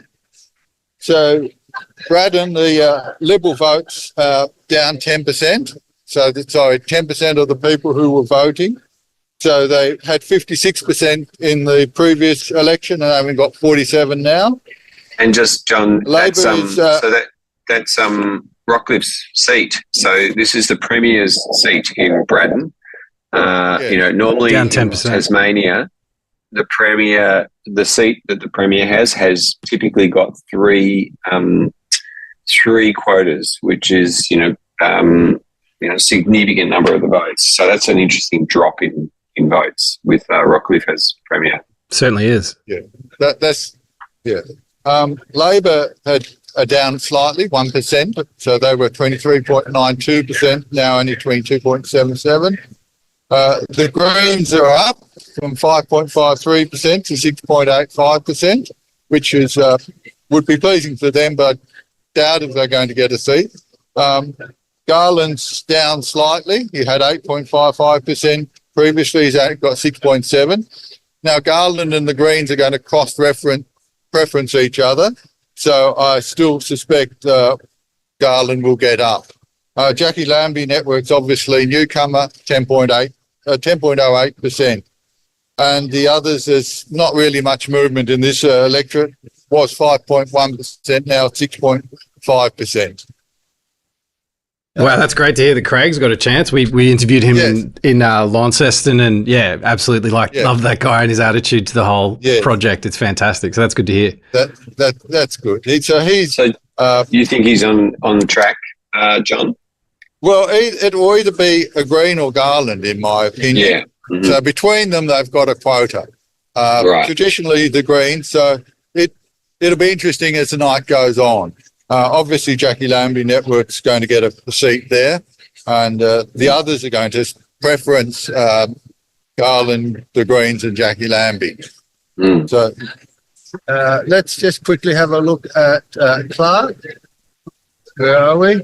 Now, Clark's probably a bit more stable. I did Clark the first time, and I need to update these figures. the Liberal votes dropped from 31.12% to 27.49%. So they've lost a bit there. Labor have picked up really well. They've gone from 18.96% to 26.2%. And last election in Clark, they initially ran someone called Ben McGregor, and then disendorsed him. And I think that hurt them in Clark. The Greens are basically holding their vote at 21.59%. Christy Johnson's down slightly, according to this.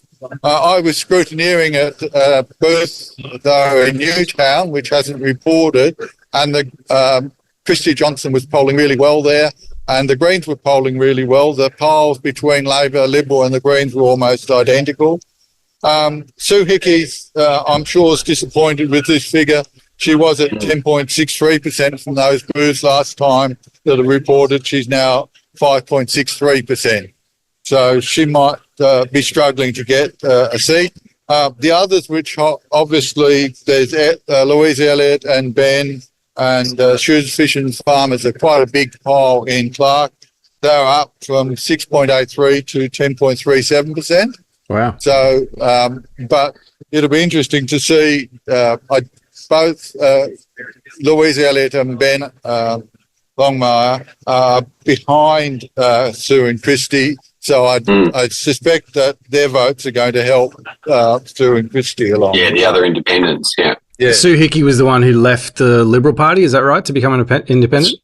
Yes, that's correct. She was basically disendorsed by the Liberal Party a couple of days before the election last time, and then ran as an independent last election. So this is her second attempt as an independent.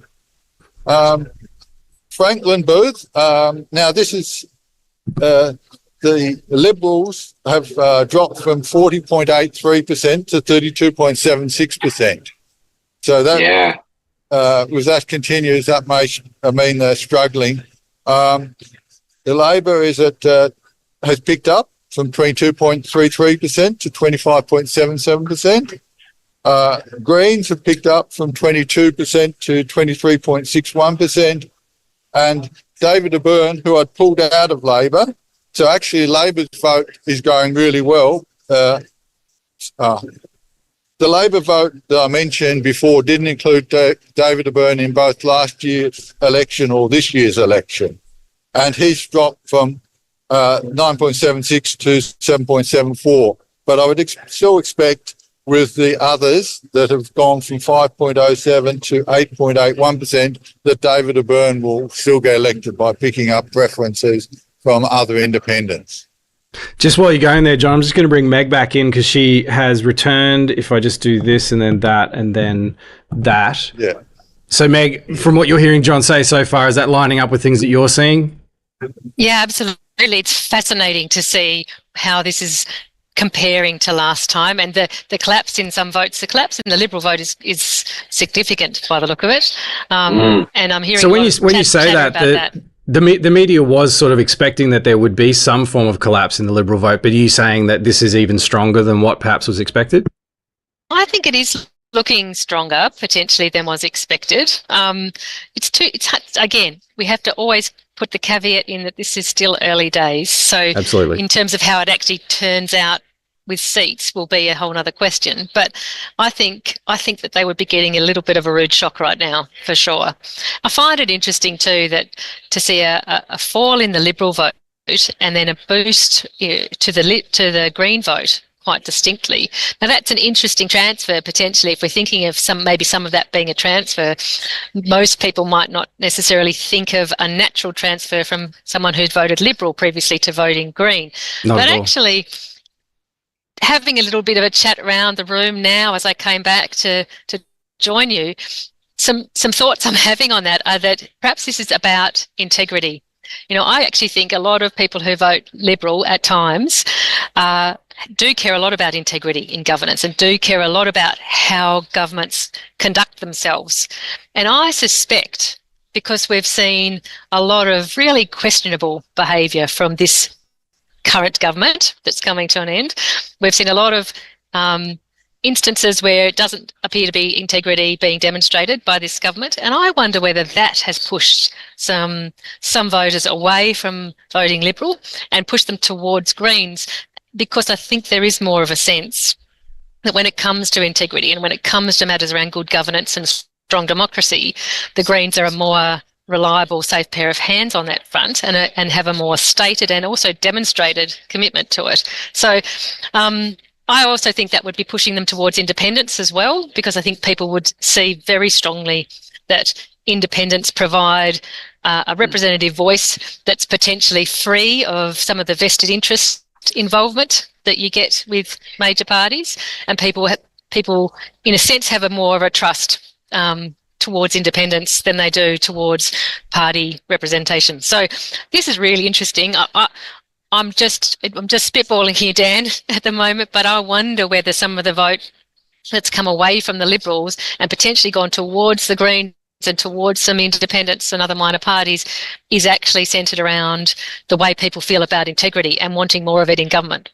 Yeah, that's really interesting. And it's a good point for me to just once again clarify. The ticker that we've got running across the bottom of the screen is based off the ABC's predictions of seats and how they may fall based on current trends. It's not actually showing seats that have been declared or completely won. Hare-Clark complicates things and takes a little bit longer to work out. And what John's sharing with us is data from his own modelling that he's created. He's got a insane, like, World War II era code breakers spreadsheet thing going on there that I just very much like to look into the back end of. I probably wouldn't understand any of it, but I'm fascinated. So John, you've done Bass, Braddon, Clark. I think, were you doing Lions just then? Or Right. He was doing Franklin. No, we're doing Franklin. So we're on to Lions, which is an interest. Yeah. So the Lions seat. Now, with Lions, Tucker's left the Liberal Party, so I split his vote out because he was quite a significant vote getter last time. So the Liberals have dropped without Tucker from 43.05% to 38.91%. And Tucker's gone from 6.79% to 3.34%. So if you add those two, they're down close to 8% in Lions in their vote. Labor are down almost nothing. They're gone 28.7 to 28.6%. The Greens have picked up from 10.7% to 12%. Shooter Fish and Farmers Party have picked up.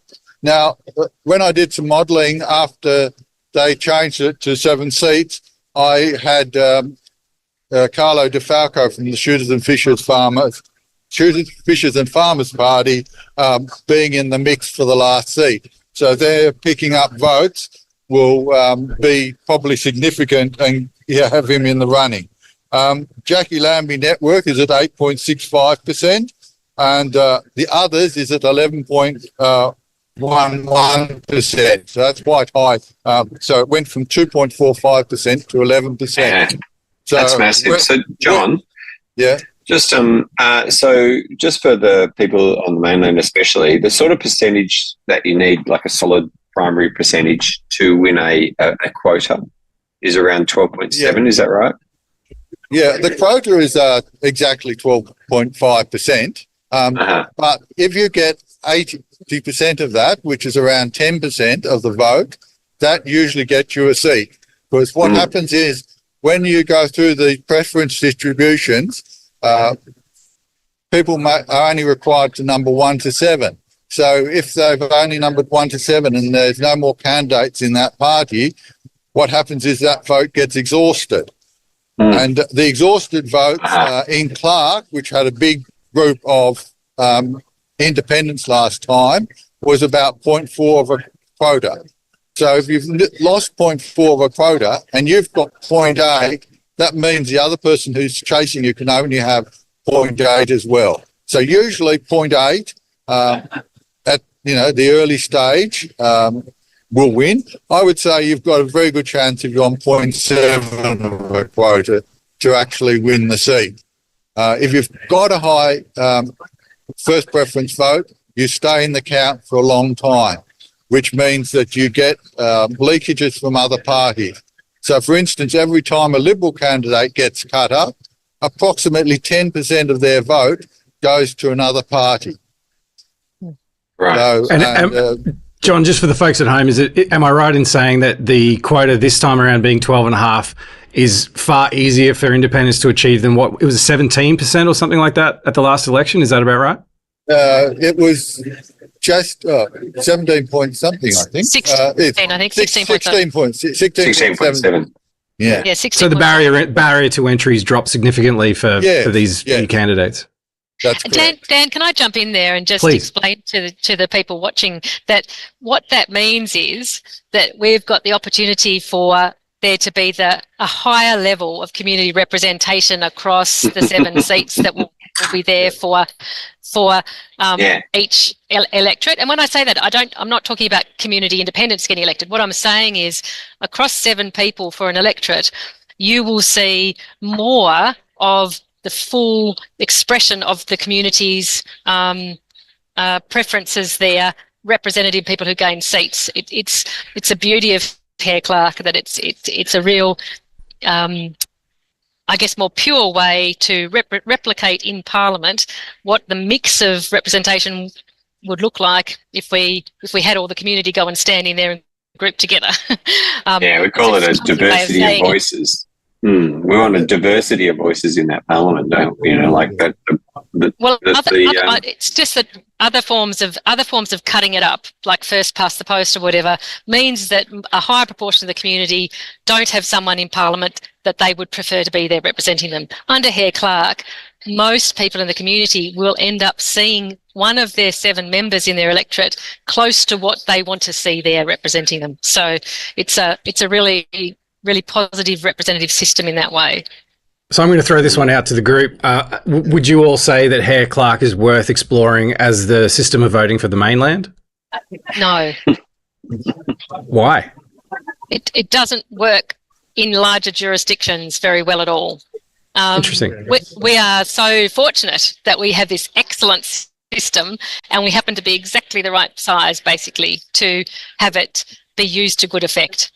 If you tried to replicate it in a big state, it wouldn't work in the same way and would be unwieldy. So it doesn't translate well. They use it in the ACT as well, and again, a smaller jurisdiction, it's used to good effect. And I think there's some places on the mainland that use it at a local government level, or a version of Hare-Clark at a local government level, and that would work well too. But if you you can't just pick it up and translate it to a state election in a large state and have it be the same. If you think of it this way, do you mind me just going on about this for a bit? Yeah, no, I'm enjoying it. I'm a nerd, so this is great. Just talk that through. So if you think of it this way, what we've done under Hare-Clark with multi-member electorates is to say, okay, I live in the electorate of Clark. So in Clark, we're going to be selecting 7 members for Clark. So what we've done by doing that is, instead of splitting Clark up into 7 separate bits and having a single member represent each bit, we've grouped 7 little areas into a large area of Clark, and together that whole community is voting for 7 members for the whole larger group. Now, if you were to do that on the mainland, where the population is so much higher, if you were to you're in Queensland, so if you think of your single member electorates there and think of grouping 7 of them together, that's a huge geographical area, but a huge population you'd be grouping together there. And then to have that big population grouping selecting multi-members is harder. It would be much harder, for example, for a candidate running to try and connect to that larger geographical and population area in order to get even the 12% to get elected. Does that make sense, Dan? Yeah, it does. It does. I hadn't actually thought about it from that perspective. As soon as you scale it up. Yeah. So as soon as you scale it up, because you've got a group basically, you're grouping together areas that might otherwise be single member electorates into a big electorate. Doesn't work so well. So it's a beautiful system, but it doesn't necessarily scale up well. What were you going to say, John?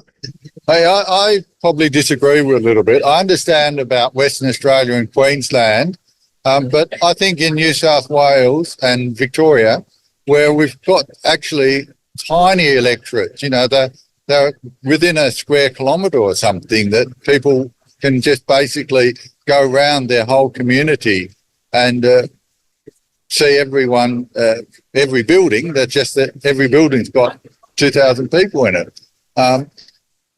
I don't know whether that it wouldn't. It's obviously got a big problem in outback Australia. You know, you've got Queensland, outback Western Australia, Northern Territory, outback South Australia, and possibly a little bit of outback New South Wales and Victoria. But in the city, Sydney, like there's great big chunks of Sydney where the seat, until the Teals came along recently, was actually considered super safe Liberal, and they never actually did anything for it. So I think if you combine some of those together to create a Hare-Clark electorate there, then you would have each party represented within that area, which is probably going to be no bigger than the electorates in Franklin and Clark. Yeah, interesting. Can I jump in there? Sorry. Geographically. Yeah, everyone wants to go. Clark, I think Jules has got Christy Johnson of Clark available to jump on, and she's in high demand. No. Oh, right. Okay. He doesn't. No, he's saying he did have, but she's in high demand. So let's just stay tuned for when Jules can find Christy, because we'd love to hear from her. Yeah, absolutely. But, you all other one wanted to jump in. So sorry. Go ahead, Meg. Your turn. I was just going to throw something in there quickly, which is just to make sure we're including the audience here. So a couple of people, you mentioned Teals then, John, and for the others in the group as well. The word teal I haven't heard thrown around much besides the shirt that Meg's decided to wear tonight. Is that a word that's known at a state level in Tasmanian politics, or is it just the word independence? Like, does teal ever come into the picture? So I've got a question here from Matthew Grossi, who says, anyone thinking Teal voters? And then Amy Clark followed up and said, I'm wondering that too. Are there any Teal independents in this election? Interested to see if some votes translated over to them. Do you guys have any thoughts on that? We purposely ran an orange campaign because we sourced from some Indi, the vote independent, so it's not only teal is the colour. Christy Johnson perhaps may be available for us in about half an hour's time. Her colour is teal, so some of them pick up teal and are community-based independents. But it's a little different here. Yeah, it's not exactly the same. Tassie has its own brand. Yeah, interesting. Connection with community. Meg? Yeah, I don't think people are using that terminology. Some people in the political beltway maybe are, but that phenomenon of the Teals on the mainland in those single-member electorates that had been held by Liberals for a long time and were considered safe Liberal seats, and were then ticked off by some of those Teals who were community candidates who'd been brought forward from within their community to run there and offer that really powerful combination of three things. They focused on climate change, they focused on integrity, and they focused on equality for women. Basically, it was such a packed a punch, those three things together with these exceptional candidates that the community had sourced for themselves in order to put forward and support. Yep. Now, that's even just that dynamic doesn't happen so much in a Hare-Clark system, where when it's not a single member where you're trying to pick off the one major party who's been dominating for a long time. You're trying to get a vote amongst a mix of seven seats available. So it's not quite that same focused fight, if you will, that we saw in that Teal dynamic on the mainland. I think, though, that what does translate here, and what we are seeing in these results that are coming through, is that those three issue areas that the Teals utilised to great effect are resonating here too, and are pushing votes away from the two major parties. Yeah. Well, that links back to your theory before about integrity perhaps being the thing that is making this interesting transition from Liberal all the way over the political spectrum to the Greens potentially, which is unusual. Just quickly for those who are just tuning in, just to let you know who we've got here. In the first box, it's the nerd from Brisbane. In the next box, it's Michael Roberts, who's the head of Voices of Tasmania.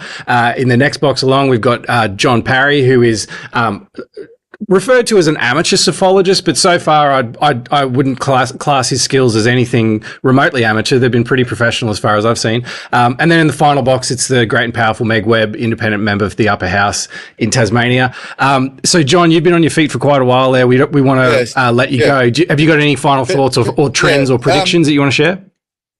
I'm going to do some more analysis, so I might come back to you. But just one, adding to Meg's point, one of the things that you can't do in Tasmania, because it's multi-electorate, multiple people going to get in, Liberals are always going to get someone in. Labor's always going to get someone in. The Greens now are almost always going to get someone in.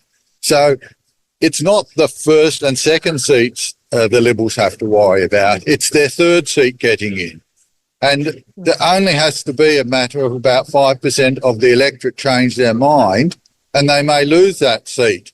So that no seat in Tasmania can the Liberals or Labor say, oh, that's safe, don't worry about it, just, run the banner up and we'll get it at the next election, which is what the power of the Teals. They came in and said, the Liberals have ignored us for centuries, and we want to actually have some say. So we come in and we produce a good independent candidate that the other parties all preference, and they win the seat. So the Teals had to come in, very safe Liberal seat in every case, and then everyone preferenced them and they came up. So I think that'll be it for me for the moment. I'll come back to you later. And thanks, John. Keep going. Right. Really appreciate it. Yeah, well, there's a great comment here from Andrew, who we just had on the line earlier, who says that was the situation in Braddon, opposite to what John was suggesting. The Liberals know it's a safe seat, so they didn't even show up to the candidate forum. So it sounds like you should be offering some advice to the Liberal Party more directly there, John. Thanks so much. We'll come back to you soon. Really appreciate it. Right. See you. Bye. I'll just add in, Dan, if I'm still online. Yeah, you're still there. In the federal election, that will potentially be later this year or early next year, there are single member seats, and we obviously have the wonderful Andrew Wilkie in Clark, and we have the wonderful Bridget Archer, who's sort of an independent inside the Liberal Party in Bass. So there's 3 seats that I think we will be looking. So just in answer to that person who was asking the question, is there any Teals? Well, community independence movement, is alive and growing, and we're seeking to then take this effort that we've made with the state election and then go again with the federal. Yeah, can I just ask? And in fact, if I could add to that, no, you go, Meg. I was going to add on to that, because Michael's right. We do have the single member of federal electorates, and we've got that election next year. And when I reflect on where a Teal-like dynamic could occur in that election, I think of Franklin, because that is a federal seat that has been held here by Labor for a very, very long time. It's considered an entirely safe Labor seat. We've got a federal Labor government at the moment that people may be somewhat dissatisfied with. And if we had an outstanding community candidate come forward for Franklin, for example, in the federal election next year, with a lot of grassroots community support behind them, and if a good strategic campaign was run to ensure that other preferences flowed to that candidate, there would be the opportunity, for example, for them to potentially capture that seat. Like that's probably the seat where that dynamic would play out most readily. Other than that, we've got Andrew Wilkie, who's already an independent in Clark and is incredibly safe in that seat, I think, for as long as he wants it. And our other seats, Braddon and Bass and Lyons, are all more marginal. So they're not that same dynamic of a seat held as a safe seat by one party for an extended period. They tend to be more dynamic and swing anyway. So I think that Teal dynamic at the federal level for us next year could be particularly interesting to run in Franklin, and it could be particularly interesting to run a candidate who is incredibly charismatic and credible and wanted to speak about the environment in ways that the Labor Party at a federal level are failing to speak about effectively at the moment, climate change and the environment and things like that.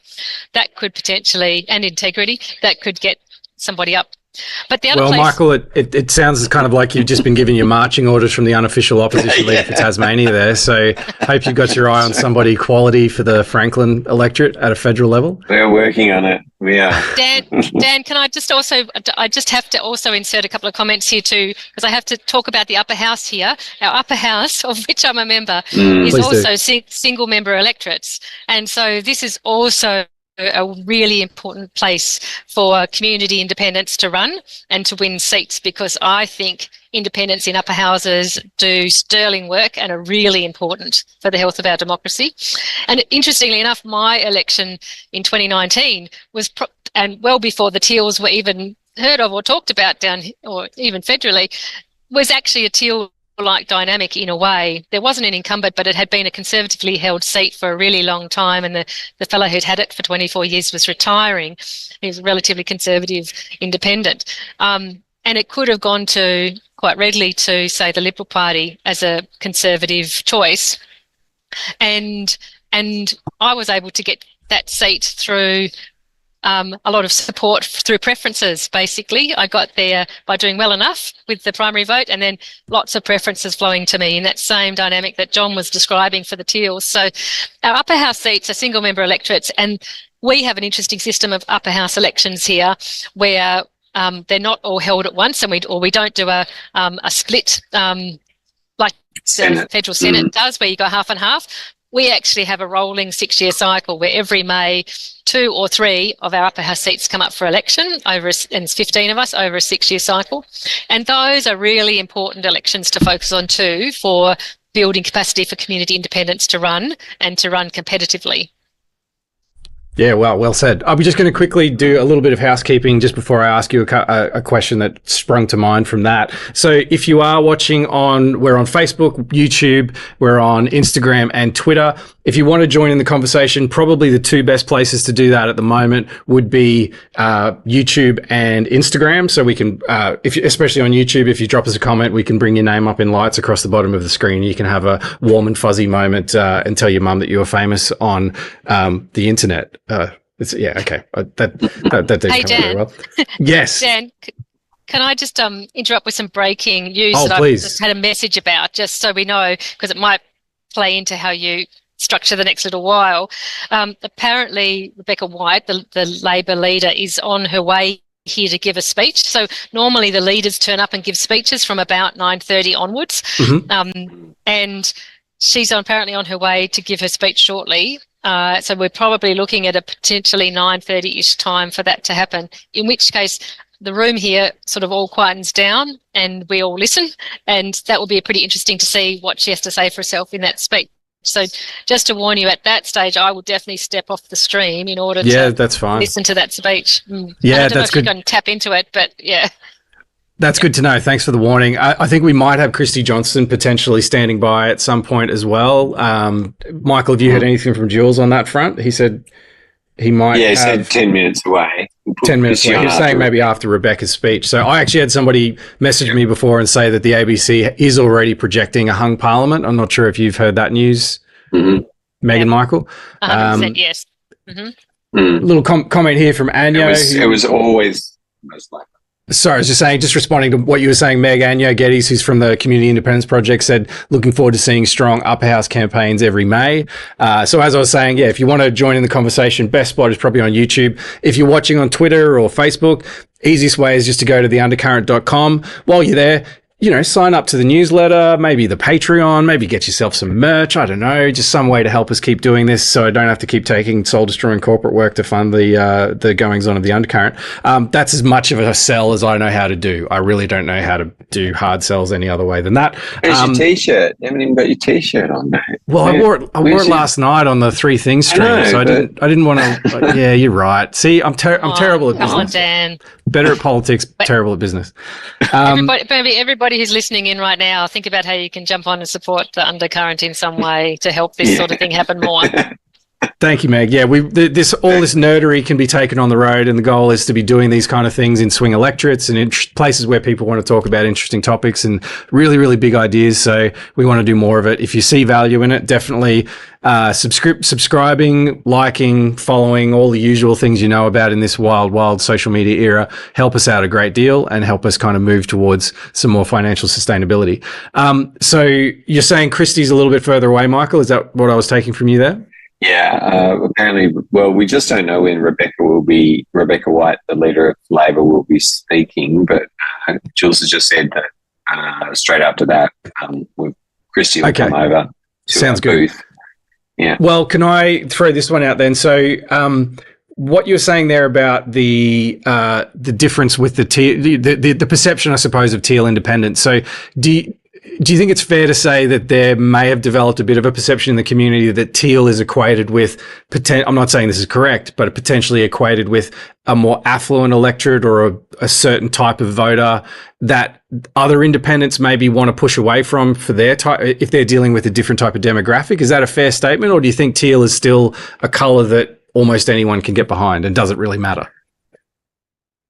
Well, it's from my perspective, the Murdoch media really ran on Teals as being this sort of like a pejorative against them, like the rich seats, and whereas the originator, this Cathy McGowan in Indi, was from a rural seat in Victoria, and so it's not necessarily that way. So it's been framed that way, I think, by the media. We talk about some of the power of the media in that way. I think it's the fundamentals of the community independence project are that it's sourced in the community, and it builds from community, and which is how you cut beyond, the mass media. I think Tasmanians, for one, just really don't like being told what to do or have the model. So sounds like Queensland. We don't like the mainland telling us what to do, so how to do it. So there's some of that resistance to a model just being inserted here and installed here. But there's also, this is a hard thing to do. One thing I've recognised in the process of building Voices of Tasmania with the core group that we have, and really getting members on board and others, is I actually have grown my respect for all politicians and all people who work in the political arena, because it is damn hard work to actually cut through and to actually do the task. And somebody like Meg Webb, like as an upper house member, is across so many issues. I can't believe the amount of productivity that comes out of Meg and Ruth Forrest and Gaffney and others in the upper house, and many of the politicians, who are actually doing the hard yards. It is hard work, and the shame of it is that not all the politicians do the hard work. Some of them do, and some of them, some sort of, because when you're in a party, you often just get told how to vote on the day. So you don't actually need to even read the legislation. You just know how it's going to go. So politics is a tough game. And so you're translating or building this into a Tasmanian iteration of the community independence movement is something we've begun, but it's got a long way to go. I'm in talks pretty regularly with the Queensland independently minded political people, and we have very much the same challenge, I suppose, of how unique Queensland is compared perhaps to some of the southern states and how we need to approach things differently. But I should still point out, I know members like Zoe Daniel and Sophie Scomps and many of the others would go to great pains to point out that they do have diverse electorates. It's just been painted as sort of these, wealthy retirees with plenty of time on their hands, but it's not true. They have really broad representations of socioeconomic status and age groups and gender in all of their electorates. So I think, it's just an interesting thing to think about, because you never want to go into a situation where people's minds have been cooked in advance or biased in a certain direction against, say, a colour or a name. Yet Meg saw fit to wear teal tonight. Is that you're obviously a fan? Look, I deliberate choice. Absolutely fess up to that, Dan. Deliberate choice. This is me just in a shorthand way expressing broad-based solidarity with independents everywhere.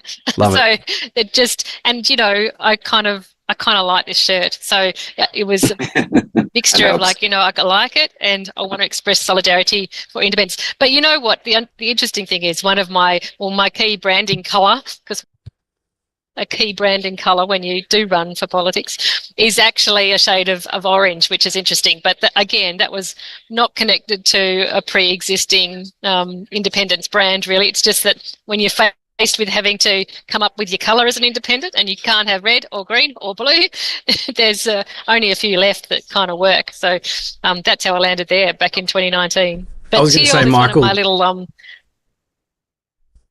sorry, I was going to say, Michael, did you get any pushback from Pauline Hanson's crew when you came out with your orange? Nor Get Up. You know, they really don't have a presence here in Tasmania, and no. Lucky we just said we were copying Kathy. You can keep Pauline Hanson to yourself, Dan. You can keep One Nation up there as long as you like. Right. Don't remind me. They do not have a presence here, and have never had an established presence here. And the mainland can hold on to that side of things.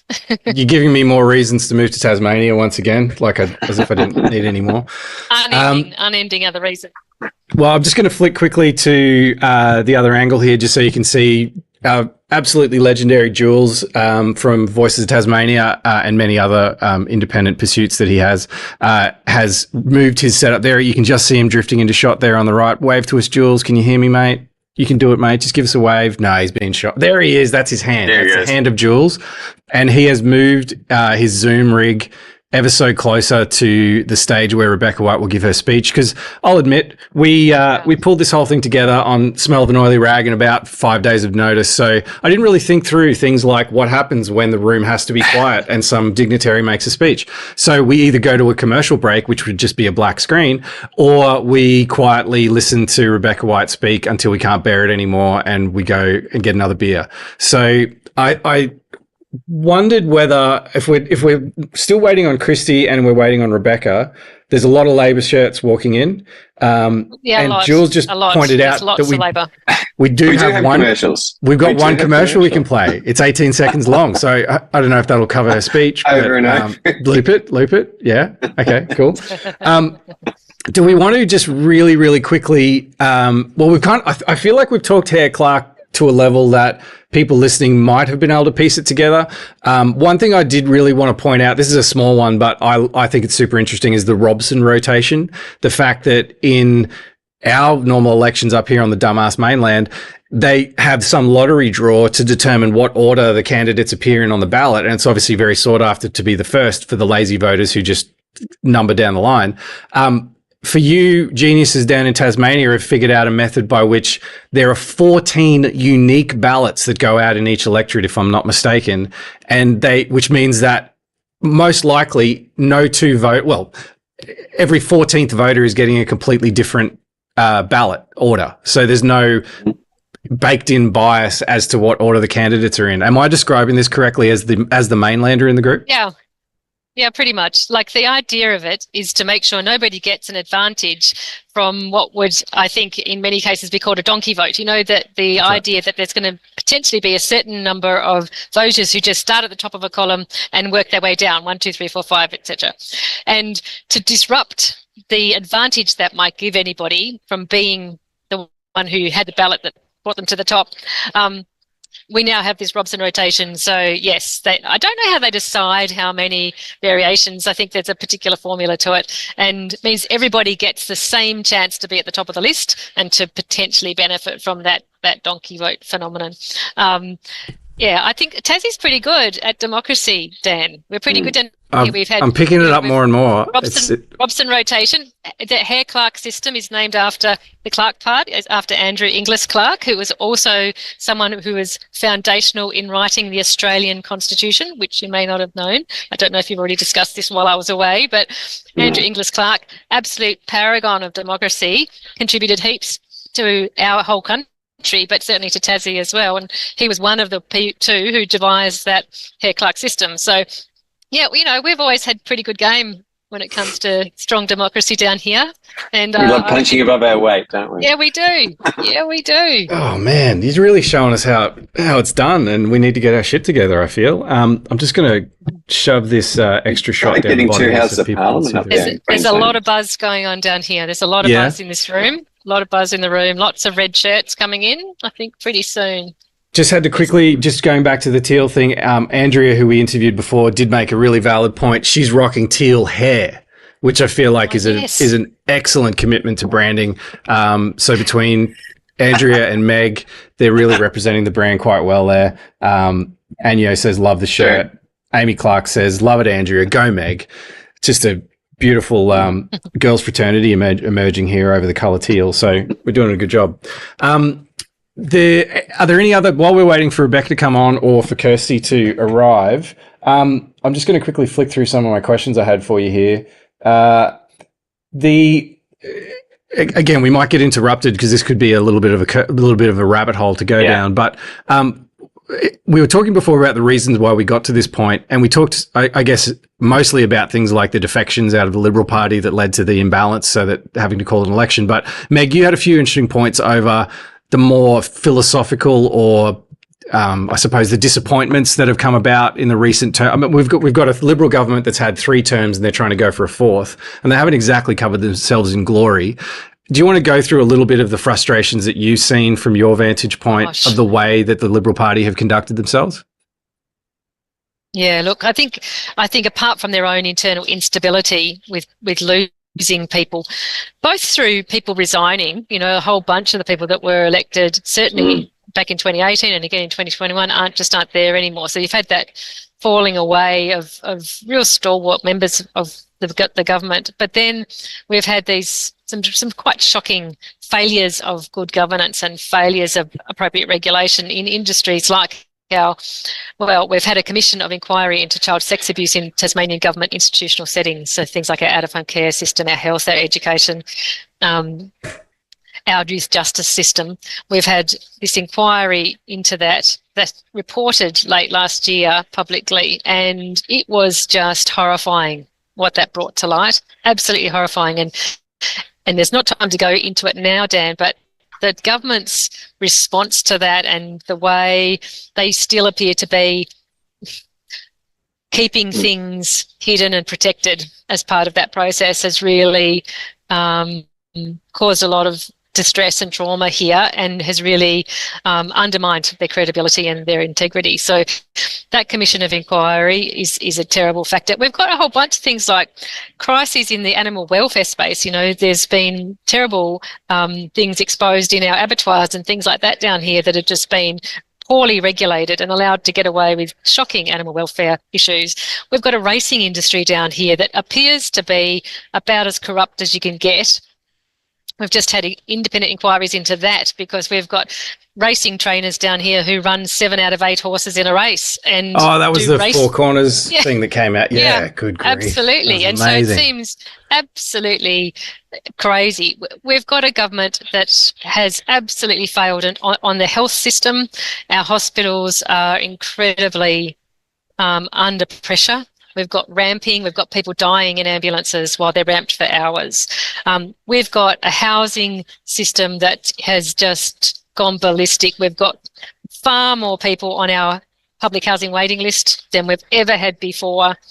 We've got extreme rental increases over recent years. So people are really struggling on the housing front, and that then pushes back onto all our other service streams as well. So we've got a government overseeing an education system, for example, where they came to power in 2014 saying that they would be bringing our education system up to above the national average and we'd all be doing gangbusters by 2024. And here we are, and we're still performing very, very poorly compared to national averages in other states. So on every front, this government hasn't demonstrated competence and the ability to solve our long-term challenges. They've sort of, in some ways, been good stewards financially on some aspects of our economy, but all the fundamental things that are holding Tasmania back are things that need long-term vision and solutions. And this government has now been in power for 10 years and simply haven't delivered on it. And when they're challenged on that, they love to just point back and talk about the Labor government that was in for 16 years before them and talk about how they failed to fix it all. And it's like, that doesn't cut the mustard anymore, Dan. Like, you know, if you've been in charge for 10 years, it's now your problem and your failure. So I think we've definitely got a situation where this is a tired government. It's lost a large proportion of its talent that it started with. It's come a cropper on a whole range of issues where it's failed around good governance, around integrity, around appropriate regulation. There's questions over whose agenda they're prioritising and progressing. You know, you see the sort of regulatory capture and policy capture from certain industries in this state that seem to be able to dictate certain outcomes and regulatory environments for themselves to the government. And I think that's all of that swirling together, added to some distinct instability with people defecting from their own party and questioning the integrity of their own party, have led us to this point. So that was a very long-winded rant. Apologies to everybody. No, that was a in. beautiful campaign ad for the Labor Party almost, or anybody other than Liberal. It was amazing. But hey, you left out the chocolate fountain. Like, surely that makes up for almost all of it. My God. Exactly. Yeah, surely. You know, or responding to the child abuse scandal by saying we're going to lock up more youth and send them to the places that we're going to have a task force. No, yeah. This one totally nauseates me, actually, Dan. You know, at a time that we have heard about our youth detention centre being rife with child sex abuse, you know, absolutely disgusting cover-ups over decades there. At this time, we've got the Liberals coming out during the campaign to say they're setting up a task force to tackle, wait for it, juvenile career criminals was the terminology used, which is just beyond the pale appalling. Beyond the pale appalling. And if there's an issue to address there, which there is, in terms of looking after our young people so they're not in situations where they end up committing crimes. And by the way, if they're in that situation, it means we've failed supporting their family appropriately. We've failed probably on our health and mental health system for them. We've failed in our education system to keep them engaged and supported in school. And yet we're now sending the police after them more strongly than ever. It's shocking. I think there's something beginning to happen here in the room. I see Liberal signs and Labor signs being waved around, Dan. Okay, interesting. There's a procession of people making their way in. Maybe it's just people being rowdy. Well, I'm just going to quickly throw in a comment again from the legendary Teal head, Andrea, who said State of the Environment report is over a decade overdue in Tasmania. Another one from Matthew Grossi here, who, this is an interesting one. Please stop talking about ramping in ambulances. As an ED worker, it is not an ambulance problem. The system lacks the appropriate capacity. Ramp in an ambulance or in the ED with no nurse, you choose. It's an interesting perspective from somebody working So I wasn't, just to be clear, Dan, I'd like to clarify, ramping is a phenomenon that occurs. I wasn't blaming it on the ambulances in terms of whose fault it is. It's a flow issue when there aren't beds, when you've got bed block in the hospital because there isn't the capacity in staffing and beds being open to keep people flowing through into the care they need in the hospital, then that's where people get stuck. It's a shocking situation for AMBOs to face. They can't get back out into the community to be doing the care that they need to provide. It's an awful situation for them. It's an awful situation for the nurses in the ED and the doctors and the staff in the hospital as well. And it's the government's fault for not saying. But guess what? It was announced in this campaign. We can all take a big breath and relax because the government have said they're going to ban it. They're banning it. Banning ramping. Oh, well, that's an easy way to solve the problem. And I guess... I think we could apply that same to anything, really, couldn't we? Oh, yeah, easy fix. Well, Matthew just said this is why nurses and doctors are leaving in droves, presumably to go dip their sweaty scrubs in the chocolate fountain or something to that effect. Evan Hankins comes in with a comment here, wondering how much people blame Labor as much as the Libs for all those things Meg has listed. Do you have any idea on that one, Meg? Or Michael, for that matter? Yeah, here's the thing. I think they more actively potentially blame the Liberals because they've been in charge for 10 years, but I think they wouldn't trust Labor to have a better alternative offering when it comes to that vision and that long-term solution solutions to those issues. I think they look back and see Labor, last time it was in power for 16 years, didn't make much progress on those issues either. That's true. And so I think that what we're seeing here is that effect where people are looking around saying, well, if we can't look to the two major parties to give us that future focused vision and solution, where are we going to look? Maybe we need to do things differently. And I think what we're seeing partly with this shift to an interest in independence and minor parties and the support the Greens seem to be getting, that's an indication of the community beginning to think maybe this is a new way of doing things we need here, not just one or the other of the two that have so far failed us fairly squarely. Yeah. And they don't have the solutions, so they just seem to throw more money at it, and that's not solving any of the problems. We've got to actually think differently because we've got systemic issues. They don't think systemically; they think in short-term cycles, and we've got massive problems throughout education, health, housing that they're really not solving. So people are going, well, who else can solve these problems? It's interesting one here from just in Tasmania. Here we go. Here we go. Tasmanian Liberal Party, Jeremy Rockliff. It's Jeremy Rockliff.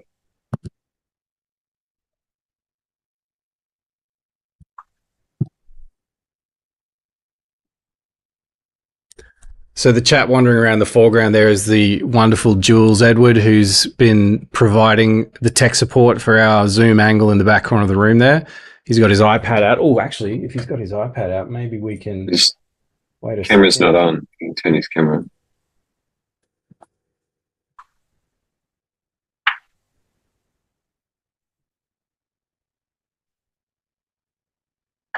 Here he comes. All right, if I switch to... There you go. We've managed to manufacture a roaming camera in the tally room. This is Seat of Your Pants Productions, folks. It doesn't get any wilder than this. We're just pulling things out of our asses here to make it interesting for you. While we're having a little roam there in not the greatest resolution, but it's to be expected. Just going back to that comment from Willow Herb, who said on youth justice, WA found over 80% of kids in detention have neurodevelopmental disorders. No other state or territory has done any research. So really interesting perspective there. They followed up and said, not surprising this. Yeah, the study was won by the fetal alcohol spectrum disorder peak bodies. So just another example of how... Just so you know, do you know at your end, it's Jeremy Rockliff who's actually going to come and speak, we've just heard in the room here. Did that come through to you or not? I did hear you say something to that effect. Do you think that's sort of interesting, the fact that he's already... Interesting, yeah. At first. Mm. Well, the normal dynamic would be if there was a clear result at this stage of the night, and in when we had the 25 seats, sometimes you could have a clearer result at this time of the night. Normally, you'd have the leader who's conceding come out first and give their concession speech, and you'd have the Green leader come out, and then you'd finish with the leader who was probably claiming victory. I think that's how we'd normally do it, but I think because we're a long way from a result, maybe there's a different way they're doing things tonight. I don't know. I presume if Jeremy Rockliff wanted to speak first, they'd let him because he's the incumbent premier. Very interesting. Well, I'm not catching the audio from Jules's feed there. So are you hearing anything coming through is someone speaking at the moment, or are we just sort of in a holding pattern? No one is speaking yet. They have announced that he's coming into the room, and I see there's lots of Liberal people around, and I see a lot of focus over in the corner of the room where he's expected, I think, to walk in, but no sign just yet of him. Okay. Well, we can keep chatting. And again, if you're watching us on Instagram or YouTube, feel free to drop into the conversation, and we'd love to answer any questions you've got. One topic I think we could chat about while we're waiting to see what happens here. Meg, I know this issue, well, I was going to say it's close to your heart, but it's probably one that makes your blood boil.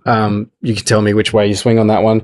Pork barreling and the use of public funds to win votes. This is something you put out a press release on recently. Do you want to give us the little précis of how much you love this topic and how much it enlivens democracy?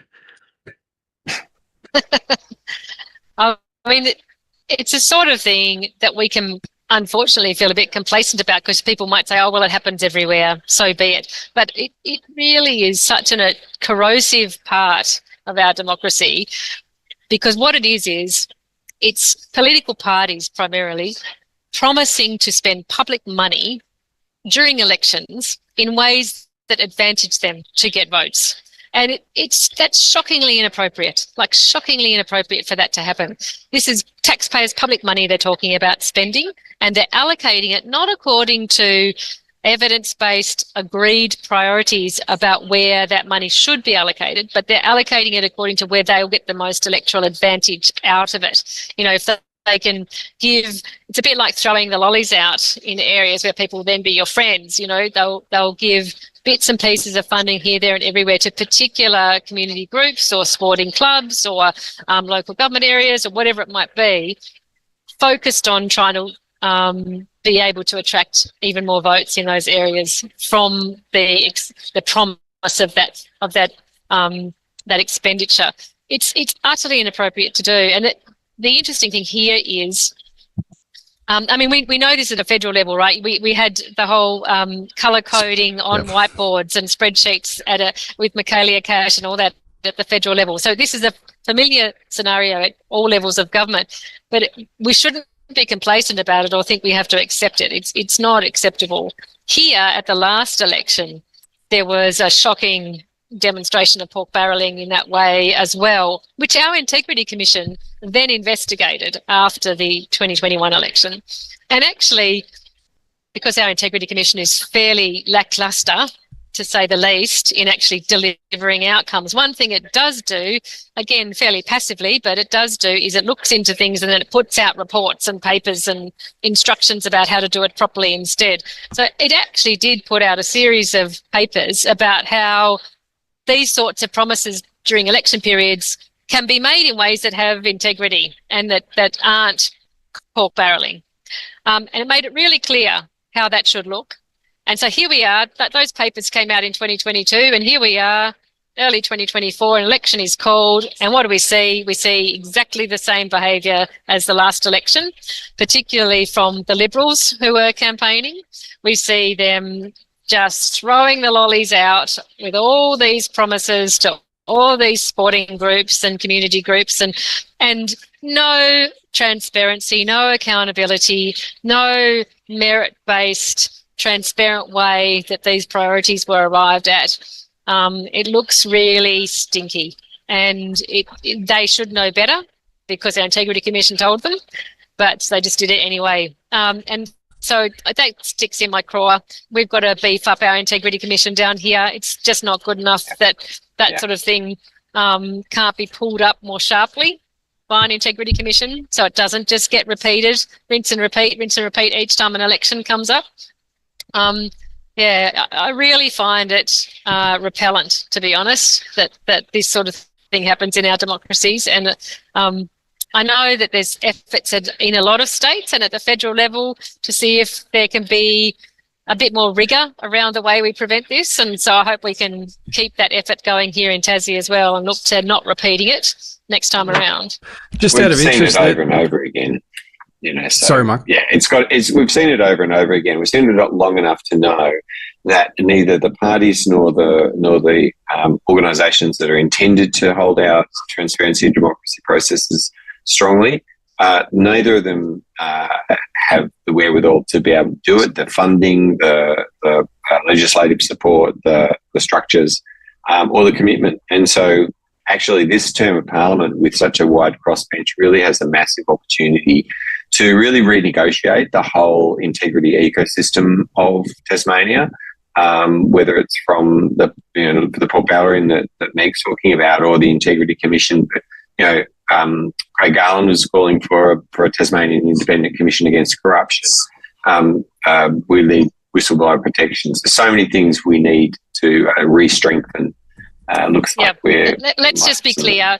Craig Garland is calling for something we already have. An Integrity Commission is like an ICAC, but ours isn't fit for purpose. So it's not that we need one, it's that we need to pretty much fully revise the one we have to achieve the aims we want it to achieve. Well, Andrea jumped back in. I mean, we should just have Andrea, just back on video, I reckon, because she's just so good at this. She says, Integrity Commission is as useful as boobs on a bull in Tasmania. The Ombudsman is about 3 years behind, seriously underfunded. So she's backing you right up there, Meg. Yeah. Can I just quickly ask, the report you referenced where they came out with some kind of a method for it, using some form of integrity to announce election spending. Is there a quick way of describing what that is and if it's interesting? Yeah, it is. And I mean, there is an appropriate way to do this. What you could do, instead of announcing specific kind of lollies going out to all the groups, what you could say is, we promise to establish a community and sporting fund of, say, $10 million. That's what we promise. And you could stand there with all sorts of sporting groups beside you and community groups beside you, and get your photo opportunity. You announce that you will establish that fund, and everybody will be able to put forward their applications for that after the election when you win strong, stable majority government. And if you did win and you then made that promise a reality, you would establish that fund, and there would be an accountable way that people can, on a level playing field, apply for that funding, community groups, sporting groups, whoever, and it would be assessed in a way that was transparent and accountable by the public service, the way we assess and conduct other sort of grant funding rounds. And it would be an appropriate way that taxpayer dollars, public money, is then prioritised and dispersed. So you don't just make your scattergun individual announcements to this bowling club and that museum and that local government. You do it in a way that's going to be determined appropriately after you do win election, and you give effect to that commitment of funding. So it's not that you can't make announcements. It's just that you announce. You don't make the little individual ones. You announce and maybe remove ministerial discretion from the equation. Okay.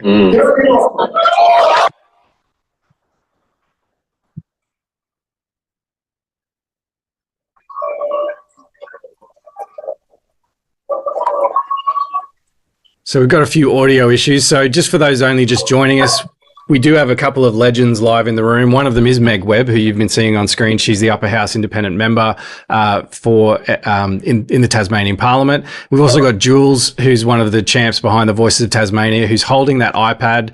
The resolution had just clarified at the perfect time. Now it's just locking up ever so slightly. So I'll cut to the other angle here. We do have Jeremy Rockliff in the room, which is unusual for this time of night. At this stage, I'm not hearing a sound feed, so it might be that we need to fill in a little bit here.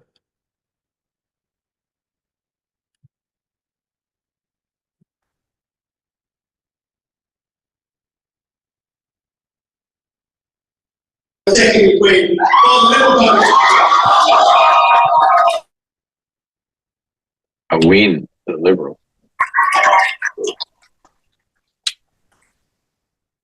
It's almost like we're doing live react here, we can just talk over the top of it. You tell us what you're hearing. And the way that the Liberal Party manages to spin these things is kind of amazing. Somehow they can pull a win out of it. For 22 years and been proud to do so. I wouldn't be here without the brand new electorate, and I look forward to representing them for at least another 4 years as well.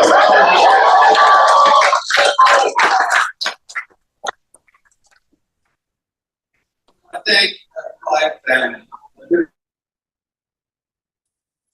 So, Meg, I understand you're probably not in a position to speak given your proximity to the screen there. Michael, as we're kind of getting the audio dropping in and out there, we can probably talk a little bit over it.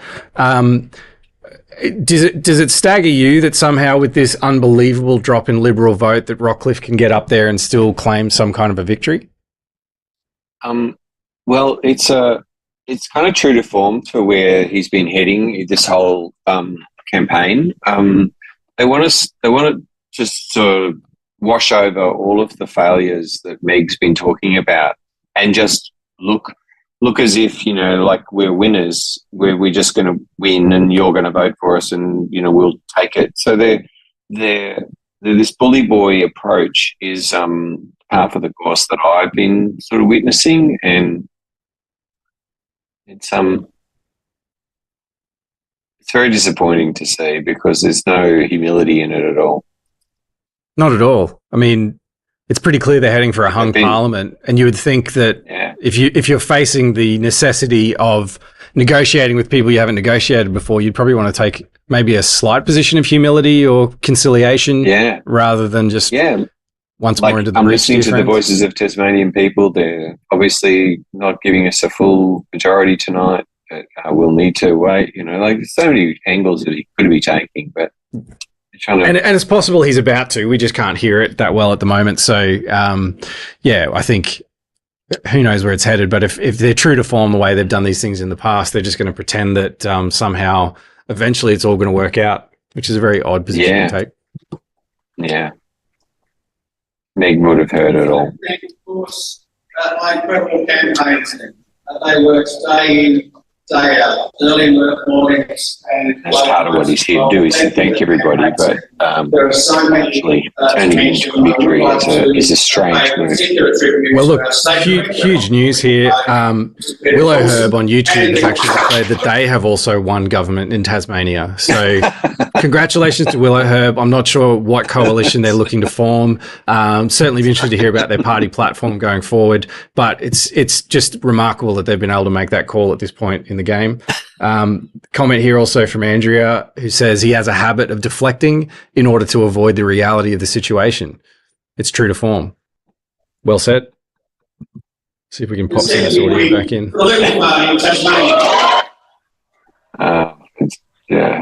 And the crowd goes mild. That's right.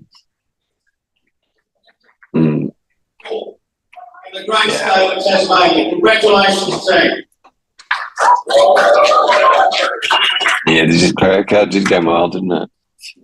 Yeah, that was a lackluster, that was terrible reaction. So we'll probably just hang out, and now that Meg's absorbing all of this firsthand, she can give us a report on. She can give us a bit of a scorecard on Rocky's speech. Be interested to hear her take on that. Yeah. Jules is in the room, and he is. Yeah, Jules has reported that it is indeed lukewarm. So I don't think any viewers would be surprised by that, but good to hear an official call from someone in the room. Amy Clark says, is it possible that he is just saving face? I think that's exactly what he's doing, but it doesn't mean that he needs to. He could just be honest, sort of recognize that things are changing. But I think the major parties are just scared shitless that the duopoly might be coming to an end sometime soon. Yeah. If you are, I might take a moment while we're waiting for this lame-ass speech to finish. If you are just joining us, so my name's Dan Graetzy. My friends call me Graetzy. I'm the host of The Undercurrent, where we give airtime to people and issues that matter. I almost forgot my own slogan there. That was embarrassing. And in the middle box there, you can see Michael Roberts, who's a total champ that runs Voices of Tasmania, which is a not-for-profit grassroots organisation that gets behind quality independent candidates. If I switch over to one of my other little boxy things here and go hit that button and then that button, that's the great Meg Webb, Upper House MP for the Tasmanian Parliament. Tonight, we've heard from a lot of other people as well. We've heard from a brilliant amateur psephologist, John Parry, who's given us his predictions for tonight and some interesting trends that he's seen emerging. One of the really interesting ones, if you hadn't seen it so far, is that there's been a move of voters, as best we can tell, a move of voters from the Liberals to the Greens, which is not a transition that happens really at any... Michael, can you think of another time where that's happened in Australian politics? No, that's. I mean, it's a guess that he's making, but it's an interesting look. And Meg was describing that as potentially a call for integrity, a call for protection of environment by moderate of all colours.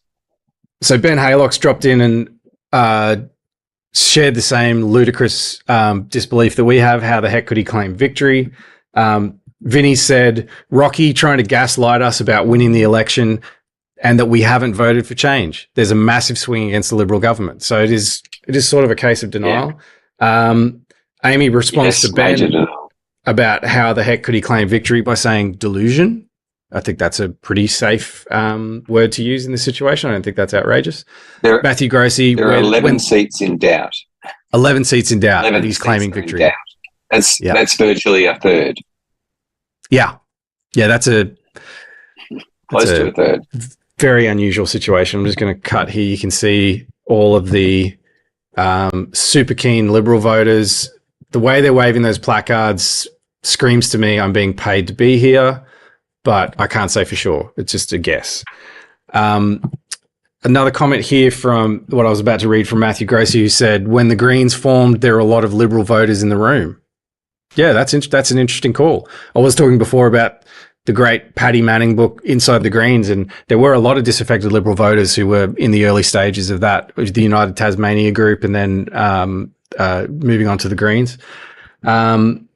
Ben Haylock says 10% swing seems historic. Is that something, would you back that up? I don't know if you can hear me, Meg. Has he finished the speech? Yeah, I just came back on. He has. Can you hear me okay? Yeah, we can hear you great. That's excellent. Yeah. Give us your perspective on that, Meg. Dan. Say that again. Yep, sorry, I'm with you now. It's really interesting. How fascinating to hear someone claiming victory when the majority of Tasmanians didn't vote for them. So fascinating to see the spin roll out, trying to set that narrative from the beginning of winning when in fact you've tanked your vote and the majority of Tasmanians have voted for other people and other parties. So yeah, interesting to hear.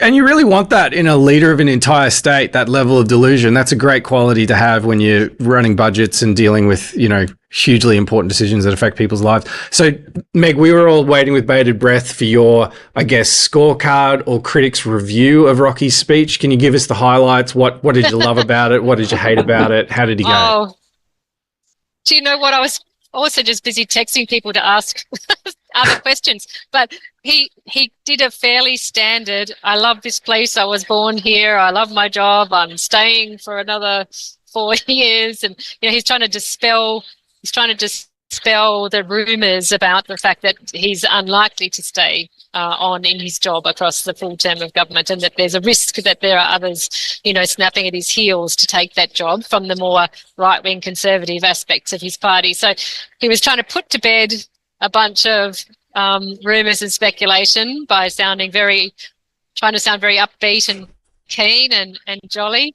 He did appropriate things like thanking his family, and it's always nice to see people supported by their family. But yeah, this spin and narrative about I'm here to declare that we've won and how wonderful we are to have won a historic fourth victory. It's like, I don't think that's quite credible, really, given where we're at with this count, and given clearly it's a minority that is yet to be determined what's going to be required to form government by the Liberals, and really when quite distinctly the majority of Tasmanians haven't supported you and voted for you. What he can't claim, while he might want to come out here and in a very upbeat and go us kind of way claim victory, he can't claim a mandate, that's for sure.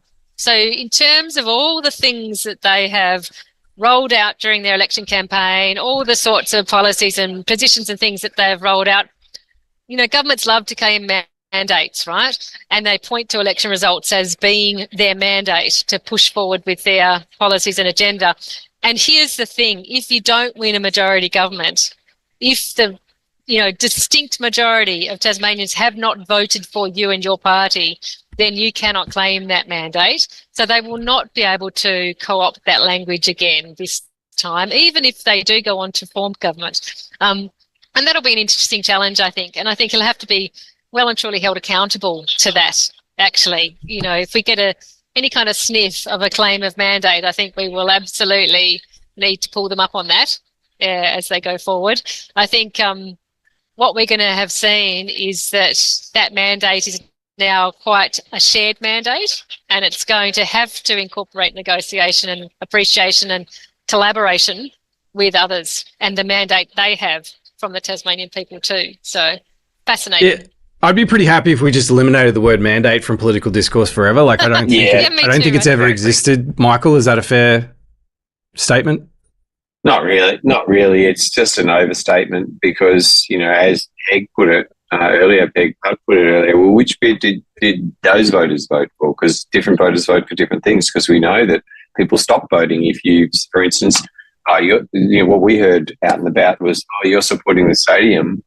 No, I'm not voting for you, or the other way around. You aren't supporting the stadium. Oh, good, we'll vote for you. So there was people often do change their votes on one issue. So how can a government claim that they voted for all the issues? Because typically that's not the way voters think. I just think it's another way to. Yeah, it's another way to encourage people to disengage from the political process. It's like, oh, no, you voted us in. Now just be quiet and let us take care of it, and we'll go ahead and enact whatever party platform we feel is appropriate. And people are finally paying enough attention, I reckon, to see through it, which is a good thing.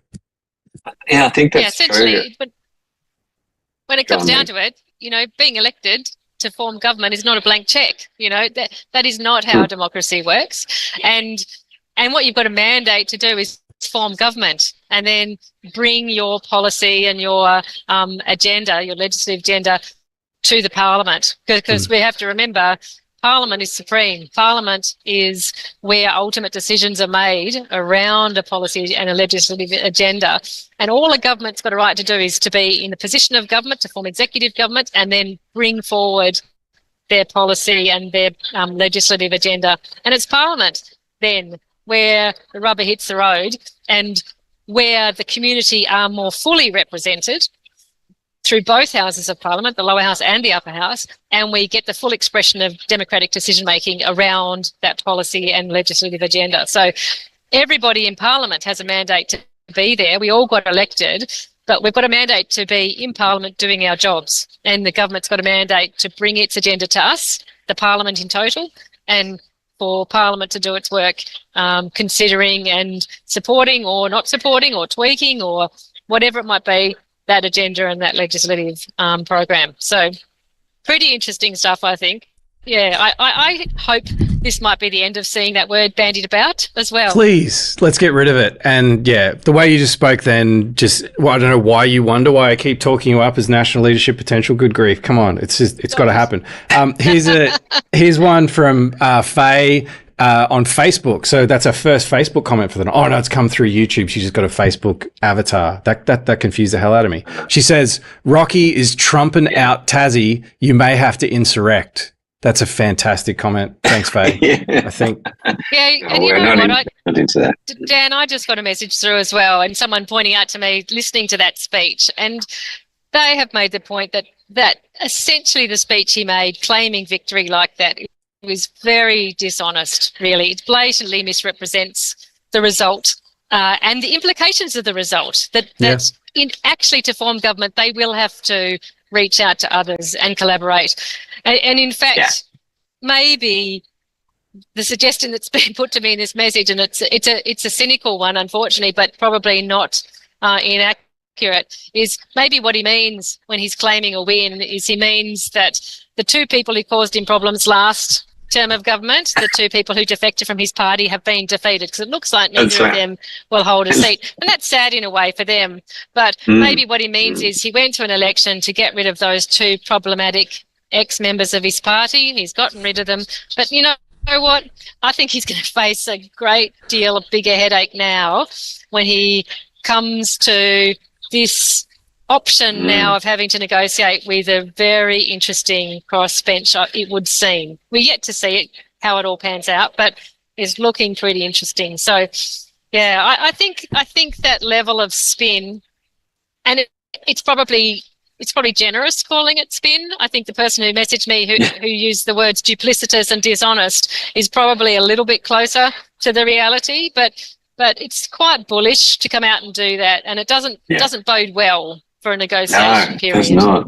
It's totally disrespectful to the voters and the evening and the moment. It seems to me of where we are in Tasmania, and you know the trend is the trend is pretty clear. The final results are not clear, but the trend looks pretty clear. So yeah, it's of all the times that you would want the leader of the party who's got the greatest number of seats but still a minority, of all the times you'd want that leader to come out and have grace and humbleness and a reaching hand out to the community and to others who will be taking seats in the parliament. Of all the times you'd want to see that, this was the moment to see it. This was the moment to see him pivot away from that bullish, aggressive, arrogant approach that his government have taken in recent years, in fact, for a while now was the time he could come out and pivot to the different way of work he needed, and he missed his chance. He blew it just then. He blew it because there's not going to be another moment of grace available to him like was available just now. And I think that means he's been very poorly advised, actually. I think the people who are the strategists in his party are stuck in a particular sort of mode and model of how they approach politics. And it's a disservice to the political representatives who are being put in there in the Liberal Party, who are taking their seats in this new government. It's a disservice to them for those backroom strategists and people to be stuck in that old-fashioned model and to what I assume was advise and push him to take the approach we just saw him take and miss the moment of grace that he had, the pivot moment he could have taken. Yeah, that's agreed. sad. Ben Haylock preempted that by earlier saying it looks like Liberal and Labor both jumped the gun on disparaging minority government. That's pretty well said. And Andrea, a comment that Andrew made earlier as well, she did, when we were talking about the swing, she did say that a 10% swing is historic in Braddon. So that's an interesting point from her. She says here, until they have 18 seats, they have not won. Pretty poor form, ego and pride often come before a fall. Watch that space. Matthew Grossi says, spin Coriolis effect as his government swirls down the bowl. That's poetic. I really like that, Matthew. Beautiful. And Amy says it's the same here in Queensland, Meg. So it sounds like you're echoing something that's happening in other places. And we've got... Looks like we got Matthew back. He's done a bit of analysis, so just let me give me 1 second to get my ducks in a row here, technically speaking. John, sorry. What did I say? Yeah. Matthew. 1 second. Doesn't matter. Here we go. He can hear you. You can call me Susan, John. I'm not fussy. All right. And John's here. John, you've done a little bit more analysis. How are you going? What any interesting trends developing? Yeah. I've still basically we've got most of the vote in now. There's a few big booths to come, but I've just looked at how I thought the preference flow would go. I think a lot of it, I must admit, the Premier's assertion a moment ago that he's won this election, I really can't see how he can claim that. He's got 13, maybe 14 seats of the 35. So he's well short of a majority, and it's going to be interesting how he actually runs the next parliament. I just went through, I'll put this up here so I'm not looking down so much. Interesting tussle in Franklin that appears to be coming to a fore. Whether it'll be between Street from the Liberal Party, and there's two candidates for the Greens that seem to have been doing fairly well in Cordova and Darko. So it'll be interesting. There's a little bit of preferences from Woodruff to go to the other candidates. Theoretically, it'd probably go to Cordova and he'll overtake Darko. But there'll be a lot of actual preferences going to the Greens when other minor people are picking up. And if they are, favour Darko, he may actually get over Cordova. So that's a three-way race there. Sorry, John, is that Tamar Cordova you're referring to, or is there another Cordova in the race? It's Tamar's brother. Right. There you go. It's a family business. I like it. That's great. Yeah. In Clark, I don't think there's going to be much doubt in the final analysis. Barakis and Ogilvie have got up for the Liberals. Haddad and Willie for Labor. The Greens have somehow magically managed to split their vote. And so both Bailey and Burnett are going to remain in the race a long time, and they'll pick up preferences as they go through. And I suspect now that both of those will get up. So Helen Burnett will get up instead of Sue Hickey, and Christy Johnson will get among the independents. The independents at the moment only polling 1.36 quotas, which was well down on the amount that the last opinion poll suggested independents would poll. So that's sort of a big surprise. in Lyons, I think it's fairly clear. Barnett, Howlett and Sheldon will get in for the Liberals. White and Butler for the Labor Party. Badger for the Greens, and the Jackie Lambie or Shooter and Fisher's Farmers Party will get up, just depending on how preferences flow. But I can't see. I'm pretty sure that they will tend to favour each other. In Bass, Ferguson, Fairs and Wood. I think Wood's actually trailing badly at the moment, but I think he'll get up there. O'Byrne and Finlay for Labor. Roselle and a Jackie Lambie network candidate. It's interesting that Jackie Lambie network candidates have evenly split their vote. If they were a major party, they would be getting multiple candidates up, but not being a major party, it's just going to be the order of cutting up of preferences. In Braddon, it'll be Rockliff, Ellis and Jensen. For Liberal, Labor will be broadened down. Jackie Lambie will get up. And I can't really actually split between Garland and the Greens at the moment. Yeah. So I'm going to do a bit more analysis later on. Hopefully I can split Garland and Green. But at the moment, I think... Beck White's coming into the room. Beck White is coming into the room now to make her speech. Okay, we'll switch over. I think Jules might have his John. iPad standing by potentially, but thanks so much, John. Really appreciate it. Yeah, I'll come back later on with some more analysis, but I think it's Liberal 13 or 14, Labor 10. I think that's going to be pretty stable. And then the Greens are the winners tonight, as far as I can see. They've got up to 7 seats. Wow. I think they'd be very happy with. Wow. Wow.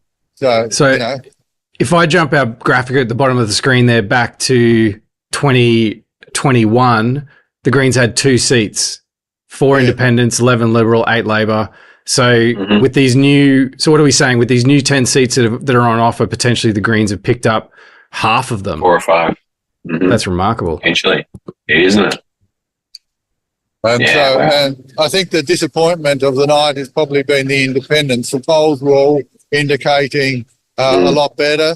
I thought they'd gone better. I thought that from what people were saying, there was a lot of talk about we're voting independent, but possibly when they got in the booth, they changed their mind at the last moment. It's been, so that looks like there'll still be only the 3 independents that in David O'Byrne, Johnson and possibly Garland. And just a question for John and Michael, had you seen any exit polling of people coming out of the booths that sort of indicated that trend of less of a support for independence than was expected? I went to the one booth and I scrutineered there, and Christy Johnson seemed to have been polling fairly well. And that particular booth, I don't think it's reported yet, actually had the Greens, Liberal and Labor neck and neck. So I think you want to go. I'll go leave now. Come back. Thanks, John. Much appreciated. Thanks, John. Let's cut it. We've got Jules doing the rounds in the room there with his iPad again, giving us the bird's eye view. There's Rebecca White coming in for her speech. It'll be interesting to see what tone she strikes after seeing Rocky do his little dance of delusion earlier. See if we can get a bit of sound coming through there.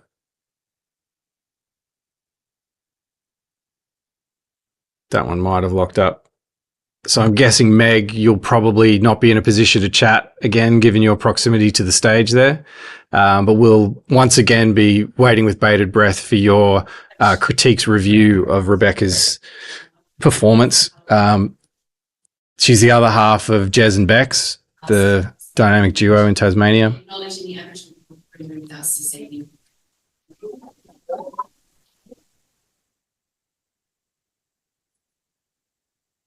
Ladies and gentlemen, there is a lot that's unclear about tonight, but it is clear that Tasmanians have voted to reject the Liberals. The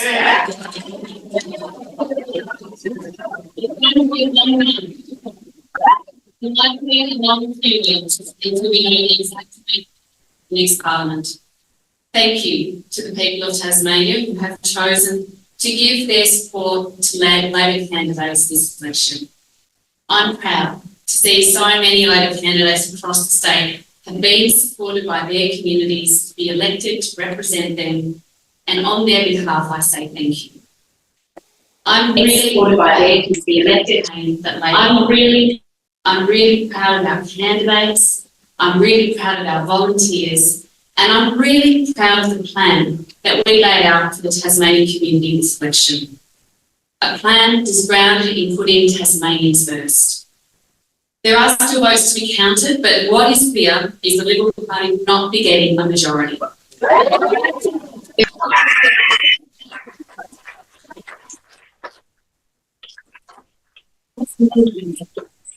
Tasmanians have humbly Tasmania who called an early election expecting to be returned to an early election. Tasmanians have clearly voted for change.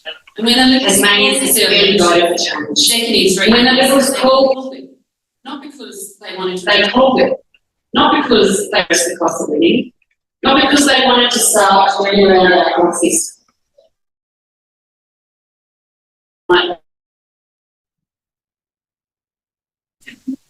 Which means that dealing with the prospect of Tasmania. Getting 2 audio feeds, Dan. In this election will be a very difficult task for them to manage with In the room. respect.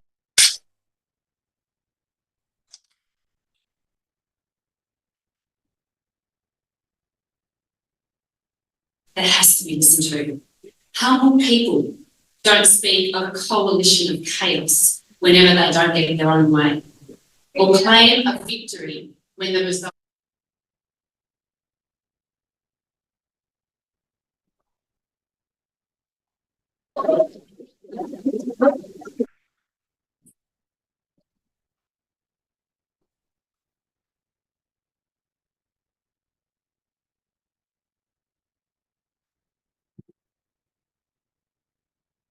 Did you catch that line there, Michael? The coalition of chaos. Do you think when she's making that reference, it's about a hung parliament? That's Rocky's lines. Oh, so Rocky has been running that line pre-election to try to instill fear into people.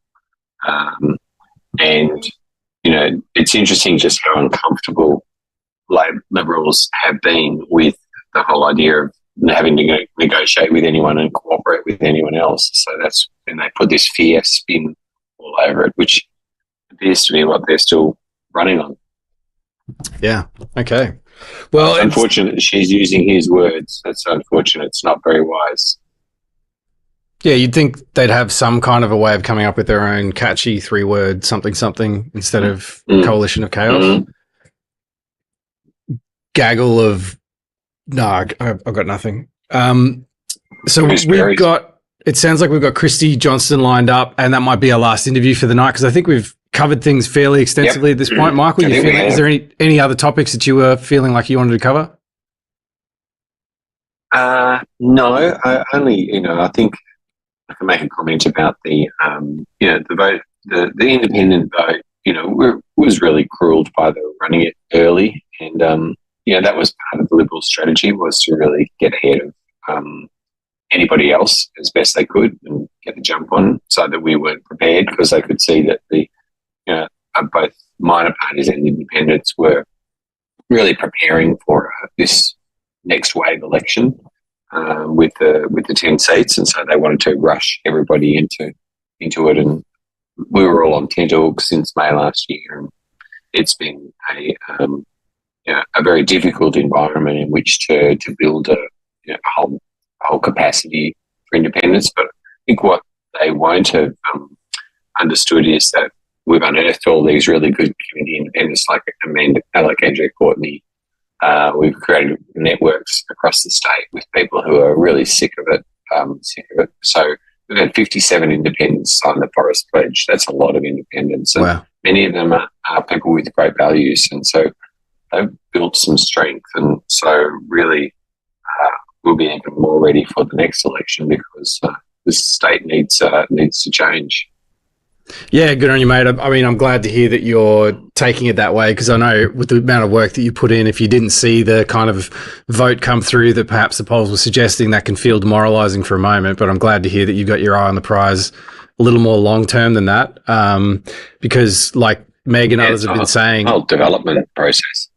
That's right. Yeah. So I think what you're doing is really admirable, and I know I've been super impressed with the candidates that I've gotten to speak to, and if they're an indication of what's out there, then yeah, there's good things to come, I think, for Tasmania. And what Meg was saying before about these interesting little pockets of opportunity at a federal level, you know, if that breaks out into some success, that filters back down to state at the next election, and there's plenty of opportunity out there. So I think you're in the right space. Yeah. Yep. Thanks, mate. And thank you so much for all your support in this process.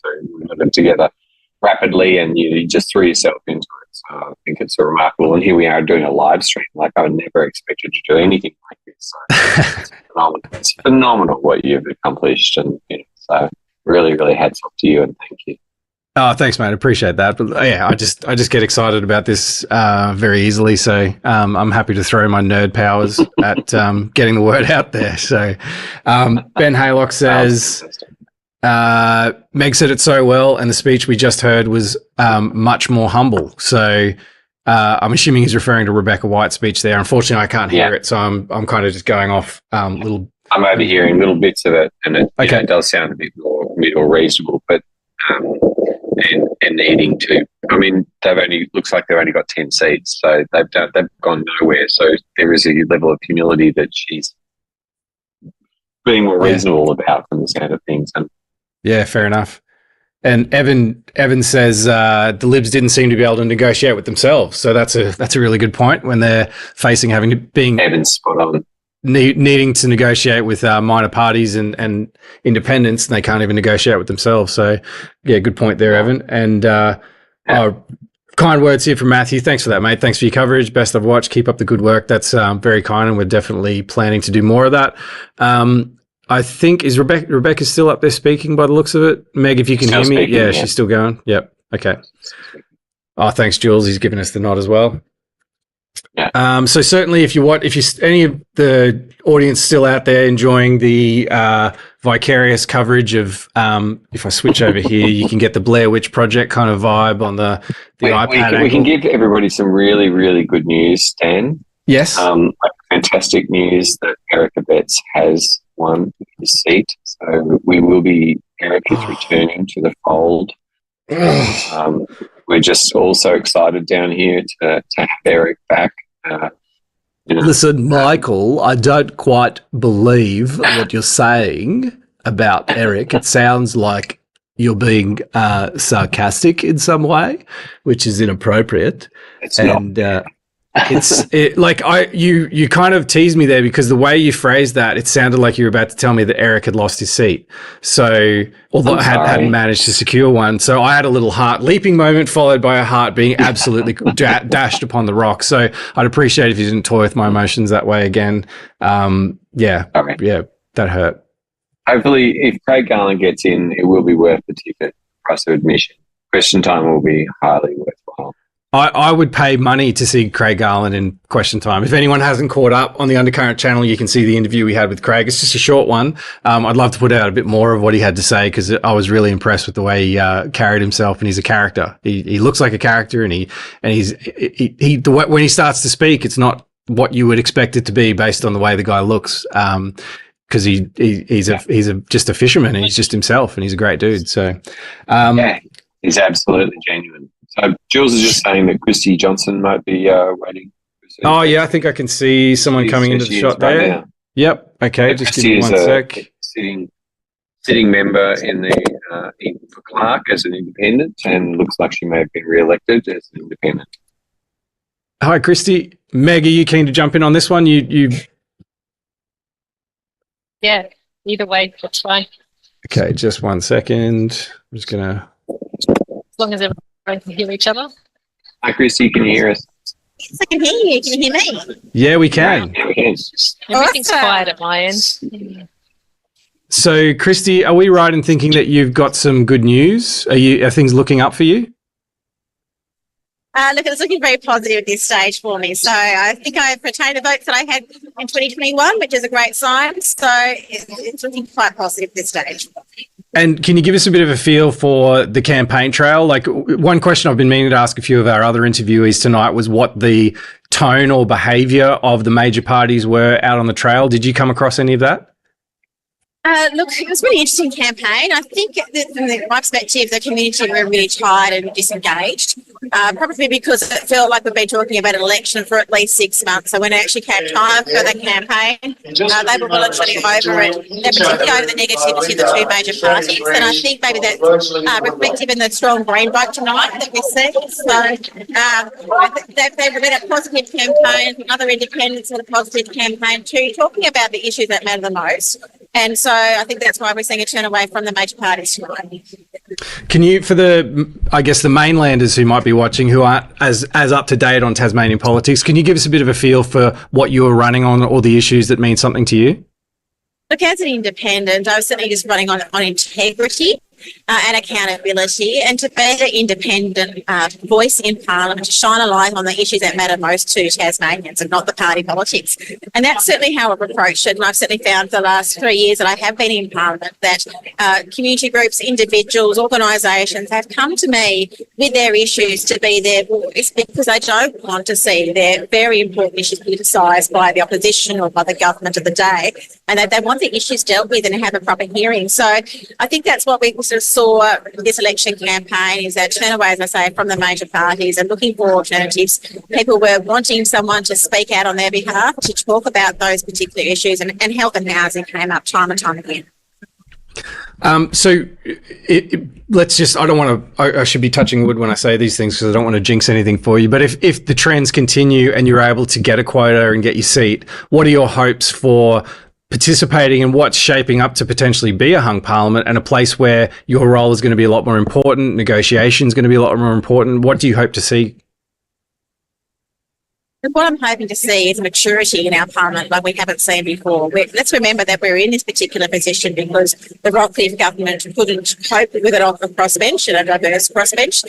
They were my way or the highway kind of government. They didn't recognise they need to be collaborative and work with a crossbench. We're also in this position because the Labor Party have backflipped a number of times over key policy issues, particularly around election donation reform, poker machines and the like, where there have been significant backflips and the community disillusion.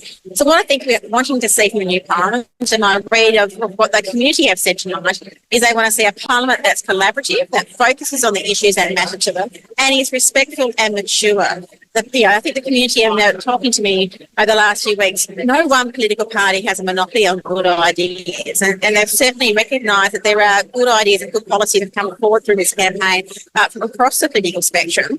It shouldn't be that it's only one party who gets to put those forward. There should be a genuineness to collaborate, to try and make sure we get the best legislative outcome for Tasmanians. Well said. Well, once again, I haven't had a chance to speak with you before, so I just keep getting bowled over by these Tasmanian independents being just seeming, as best I can tell, like just intelligent, really good people who want to make their community better. I mean, I'm not going to ask you to verify that because it would take a large ego to do based on what I just said. But I just think it's great. I just get all excited and loopy, and I'm supposed to be unbiased and objective. But yeah, what you're saying makes a lot of sense to me, and I think it obviously makes a lot of sense to voters. So congratulations on hopefully a trend that's heading in the right direction, and we'll all keep our tabs on you. On that note, people who are watching, if they want to follow you on socials or get more information about your platform, do you want to give us a bit of an idea on how people can get in touch? Yeah, look, absolutely. So all on the socials, Christy Johnson, independent member for Clark. www.christyjohnson.com.au. Feel free to contact me. As a grassroots independent member of Parliament, it's really important that I hear from the community about what their issues are, and I just love listening to people and understanding their issues and trying to be that voice for them in the Parliament. Oh, that's awesome. Well, you've got some love coming in from YouTube. Well, Ben Haylock says, "Preach, sister, preach." So that's a fairly good sum up of what you just did for us. I think that was magnificent. You probably haven't had much of a chance to interact with the undercurrent before, but just know that we're backing independents and minor parties from a media perspective anywhere we can, and we'd love to get these stories told and get them out there. And we're grateful for you taking the time. It sounds like you're in hot demand there tonight, so thanks for taking the time to chat. Thanks for what you're doing, and certainly you're backing the voice of Tasmania because they've spoken pretty loudly this election. Oh, that's great. Thanks Christy. Any questions from Michael or Meg? Did you have anything you wanted to chat to Christy about? Oh, No, congratulations, Christy. Yeah. Good result. Thanks, Very good Meg. result. And no doubt we'll see each other soon. I hope so. We've got a lot of work to do, Meg. A lot of work to do. Absolutely. Yeah, fabulous, Christy.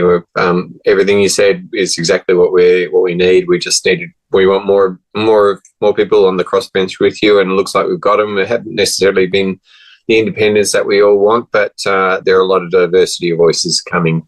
So that's a really good start. And yeah, exactly. Actually, I'm going to be cheeky and jump in with the last question, even though I made it sound like I was wrapping you up. This is cheeky on me. You are looking at potentially an extra 5 Green seats on top of what they previously had. When it comes to independents working with the Greens, how do you feel about that? Do you have a good working relationship with them? Do you think that's going to pan out well? We need to work with whoever. They've got a good idea. That's a good idea. So I'm happy to speak for the Liberals or the Labor Party, the Green, other crossbench members, independent, because really it's not about who's put up a good idea. It's about the idea and its merit system. So I have a really strong working relationship with the Greens, and we have a lot of policy alignment. So I'm looking forward to a really diverse crossbench. That's great. Thanks, Christy. Really appreciate your time. Thank you. Thanks so much.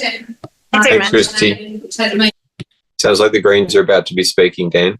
Okay, cool. Well, I feel like we've covered everything pretty well. How can I do a little vibe check with the two of you? How are you feeling about tonight and what we've talked about? And is there anything else that you were...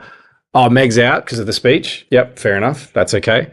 Well, let me jump across just to you and I for a second, Michael. Yeah, so I think we feel like we've covered everything pretty well. I might just... It'd be nice to have a chance for Meg to sign off. I don't know if we'll have to wait for much of a long Green speech there. You're probably pretty knackered though, mate. You've had a long... what is it? Was it 4 weeks or 5 weeks of a campaign? It's a 5-week campaign, yeah. But we were working hard before that.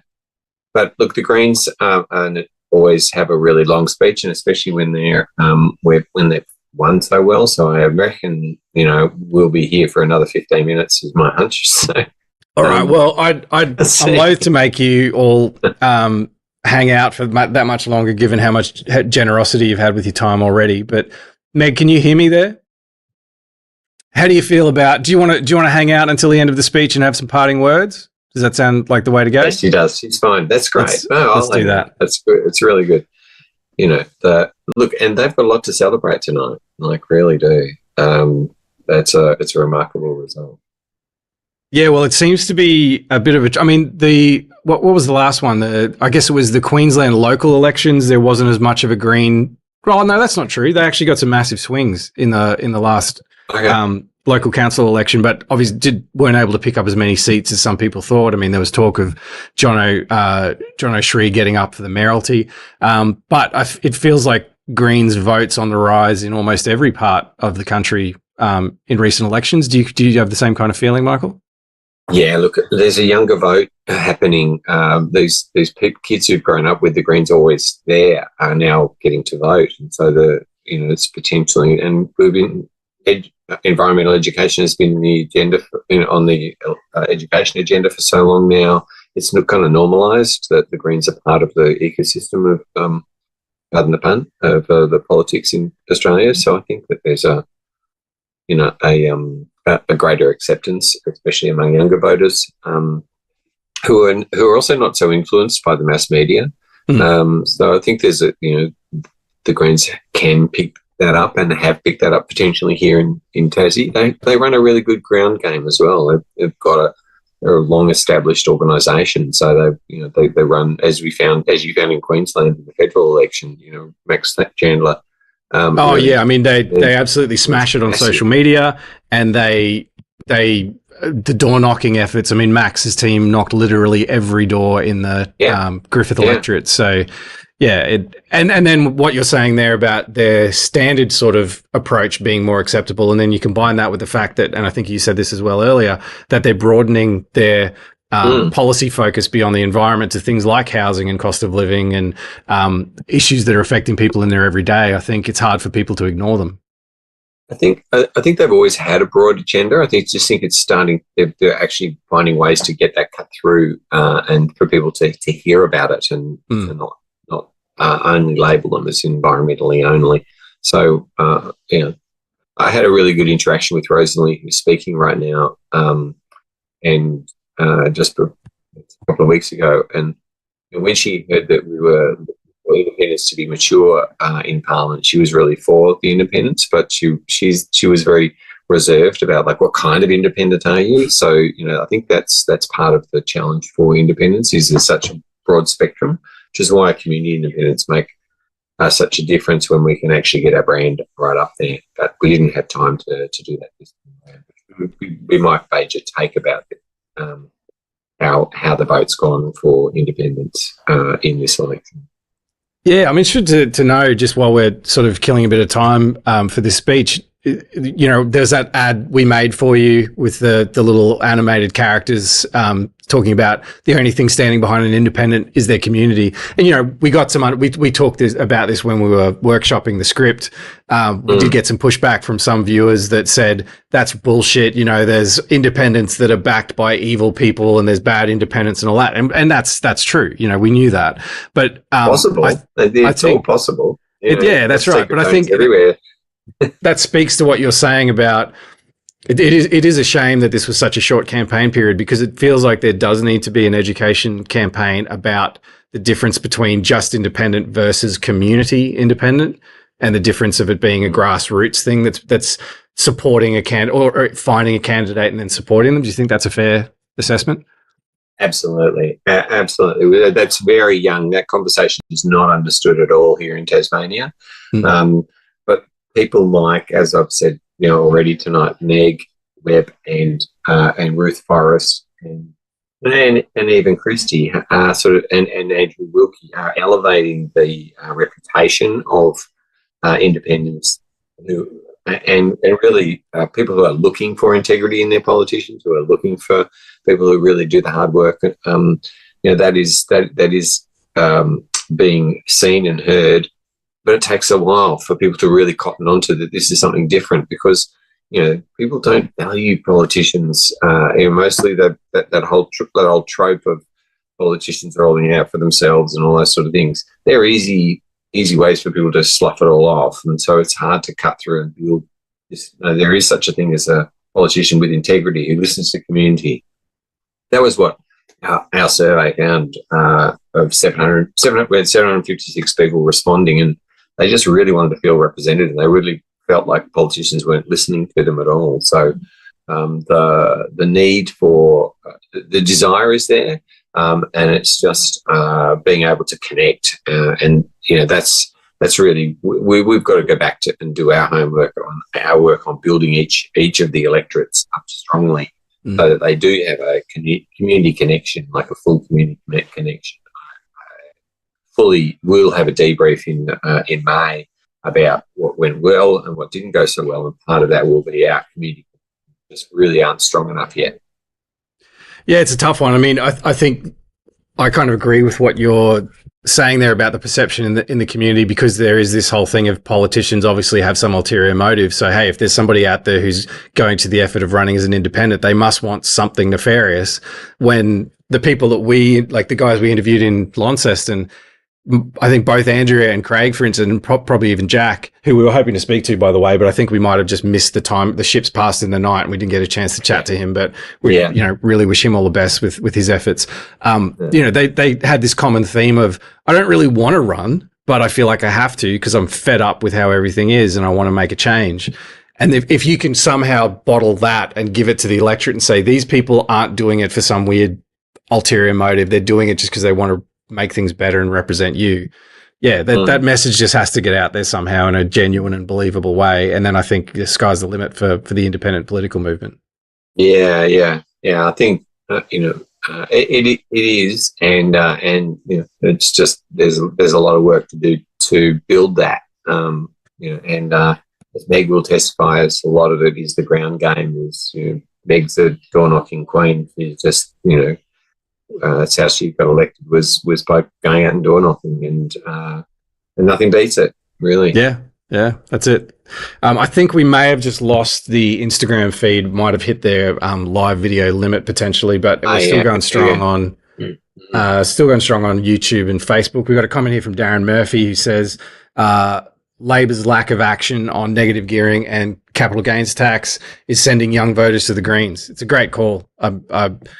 That entire part of housing policy drives me completely batshit crazy, and the only people who are speaking sensibly about it are Max Chandler Mather and the Greens at the moment. We've got another comment here from Amy Clark, who says, what was the best way the Tasmanian independents connected with their community? Have you got any thoughts come to mind on that, Michael? What was the best way? Yeah. Is that the question?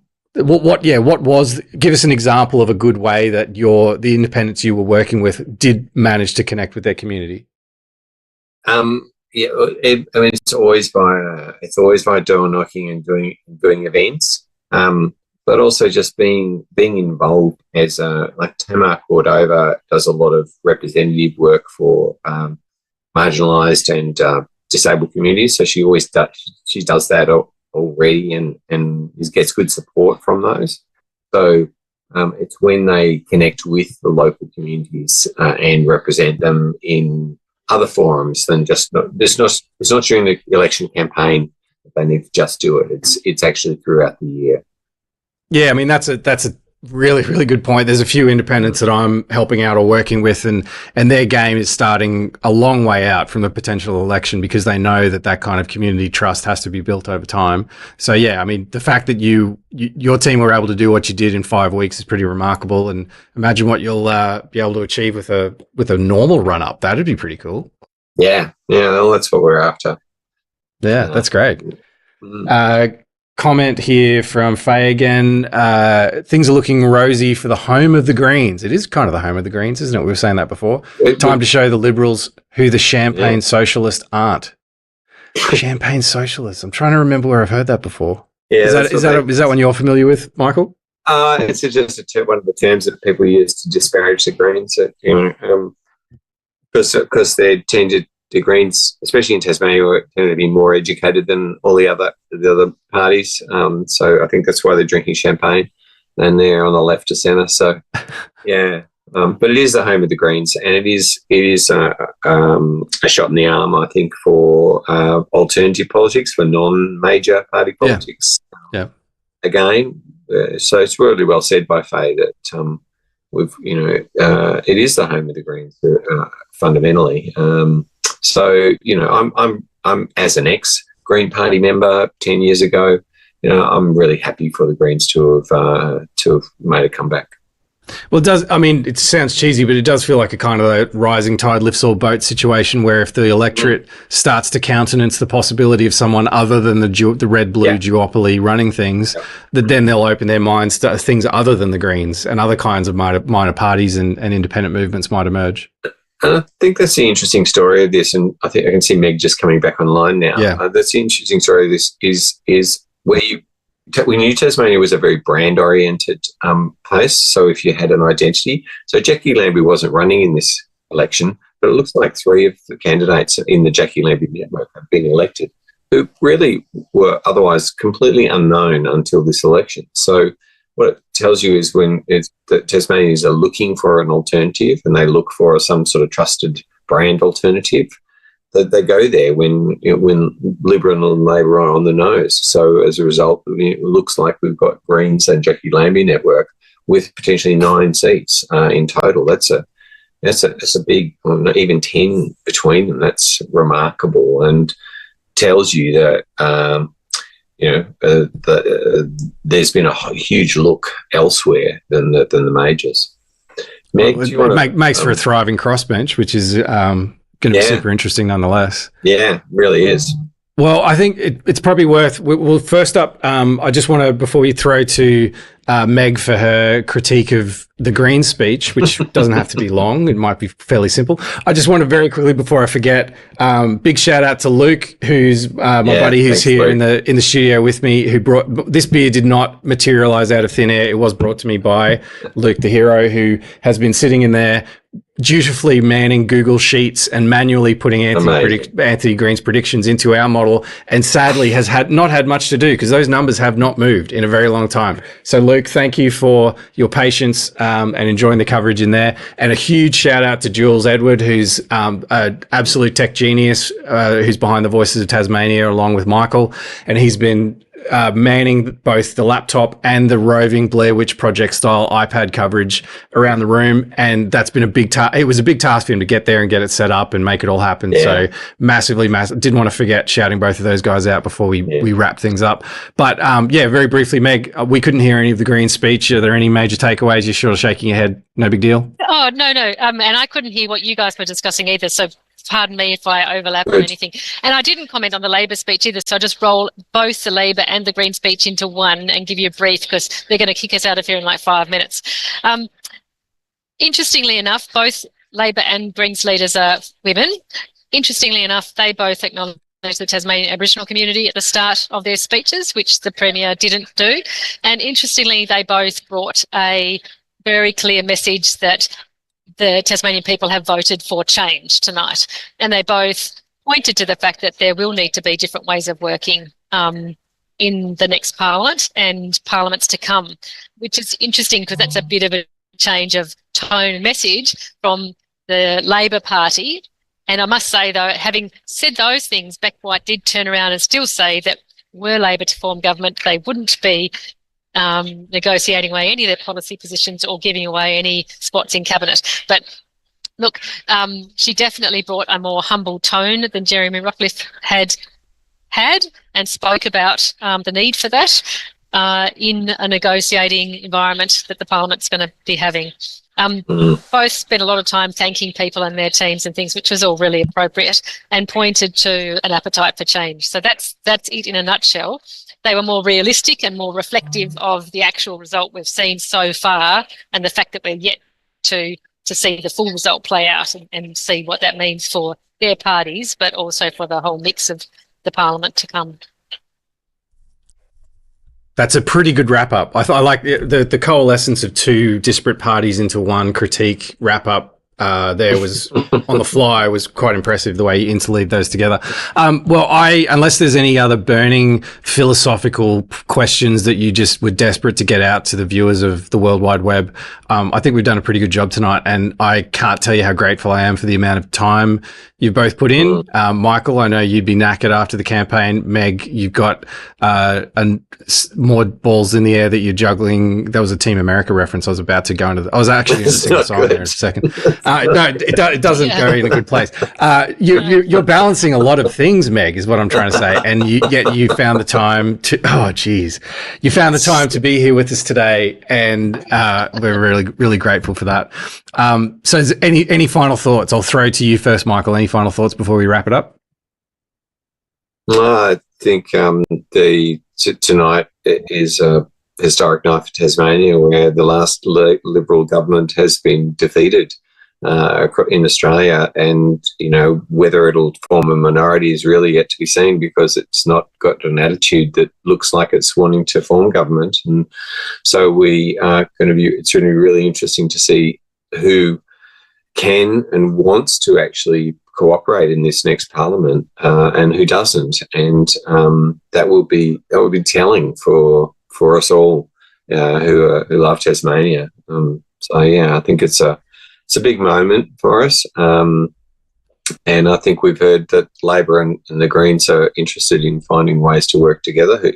And Jackie Lambie said that they will work with whoever. So, who knows what kind of government we're going to have at the end of this, but it's still a long way to go with the count. There's lots of preferences. So we'll see where it lands. Faye just dropped in with an interesting one. Anyone holding Rebecca to her word on ministry apportioning?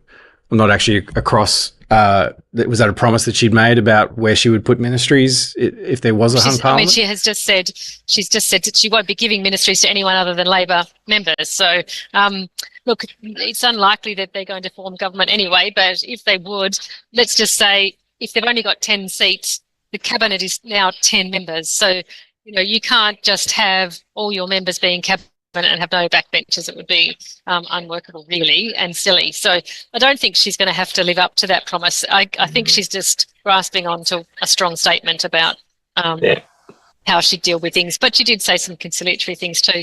Hey, Dan, can I just say a couple of things, because I know we're about to wrap up and we're about to get thrown out here. Please, go for it. I wanted to pick up on some comments that that John had made at the end of his breaking down numbers for us earlier. He talked about the result for independents being disappointing, and I want to absolutely scotch that right now. And I don't want to hear that from anybody else in the community independence movement when discussing the results of this Tasmanian election that we're seeing play out. Remembering we're still seeing results play out. And what's going to happen as they do the Hare-Clark cut-up, we're going to find that the independents who have missed out on being in contention for seats but are just below that, it's going to be their preferences that determine who gets the 6th and 7th seat in each electorate. They're going to be kingmakers. So the voters who supported them in the first instance, when their vote flows through, it's going to be that vote that is kingmaking. So let's just remember that. Also remember, this was an election called 15 months early at the drop of a hat, and that is not a circumstance under which it's easy for independents to mount campaigns. And we saw unprecedented numbers of independents mount campaigns in this election. That's a win. Right there, that is success. Right there. There's nothing disappointing about the independent presence and performance and result of this election here in Tasmania. Absolutely nothing. It's a win, it's a success, and it's the beginning of something even more exciting. Well said, Meg. Thank you. Well said.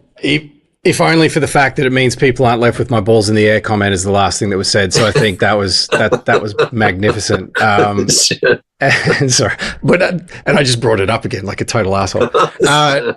So thank you, and I am absolutely heartened by that attitude and by the fact that good, decent people are willing to put their hands up and have a run, even if they don't necessarily want to. They believe that they need to. That's just a cool place to be in for Australian politics. I think it's cool. We don't want career politicians. We want decent people who are from the community to stand up and be represented. Faye just dropped in with a comment. Independents only need more exposure, perhaps. Well, again, if only there was like some upstart independent media outlet based in Brisbane that will also like to do things in other states that could help with that, Faye. I don't know. Maybe if they got some help and support, they'd be able to. And Amy Clark says, go Meg. So you got a fan there from the mainland. So, yeah, I think, once again, thank you so much. You've both been really, really generous with your time and extremely insightful. And your on-the-ground knowledge obviously was key to this. Otherwise, it would have been a mainlander bumbling his way around a limited knowledge of the goings-on. I will just quickly indulge and say the undercurrent is well and truly once again a going concern after being in hiatus for a little while. I'll just put up this weird-ass little video loop of the old episodes just to say, this was sort of the old model that we did. The new model is going to have a lot more of this kind of in-depth content where we're really pulling apart key issues. We're working on a couple of these episodes now that are going to be coming out very soon. So it's not just going to be the Friday night 3 things drops. It's going to be things that are a lot more meaty and important and about things that affect everyday Australians and things that need to change in the way that our policies are made, in the way that our businesses are run, everything that affects everyday Australians. So if you do value what we're doing and you see potential in it, you can go to theundercurrent.com and visit the Patreon. Where you can sign up for a small amount per month that can help us out. You can also, eventually we're going to have merch that you can purchase if you want to proudly wear the smiling U shape around town. And eventually we'll be putting on live events, which will be something I'm really, really keen and looking forward to. Sorry, I jumped to the wrong thing there. Live events where we take the show on the road and hold forums and debates and town halls and go to university lecture theatres and small country towns and regional centres, bring in thought leaders, bring in community leaders and just hash it out and just see if we can find ways to get to a better democracy and a better society. So that's enough sales pitch from me because I suck at it and I hate doing it. And just want to say a massive thanks to the both of you. So I think that'll do it. How are we feeling? Thanks, Dan. Thanks, you. Dan. Thanks, Great Meg. to participate. Yeah, good on you. Thanks so much. Awesome. Sorry, I just Thanks for doing it. John sliding in, but we might. I'm not sure if we're going to have time for John's wrap up. I've got to get going. So yeah, I think the room's going to shut down. Good night. So thanks, everyone. Thanks, really everyone. appreciate it. You're all champions. Thank you very much. Yes.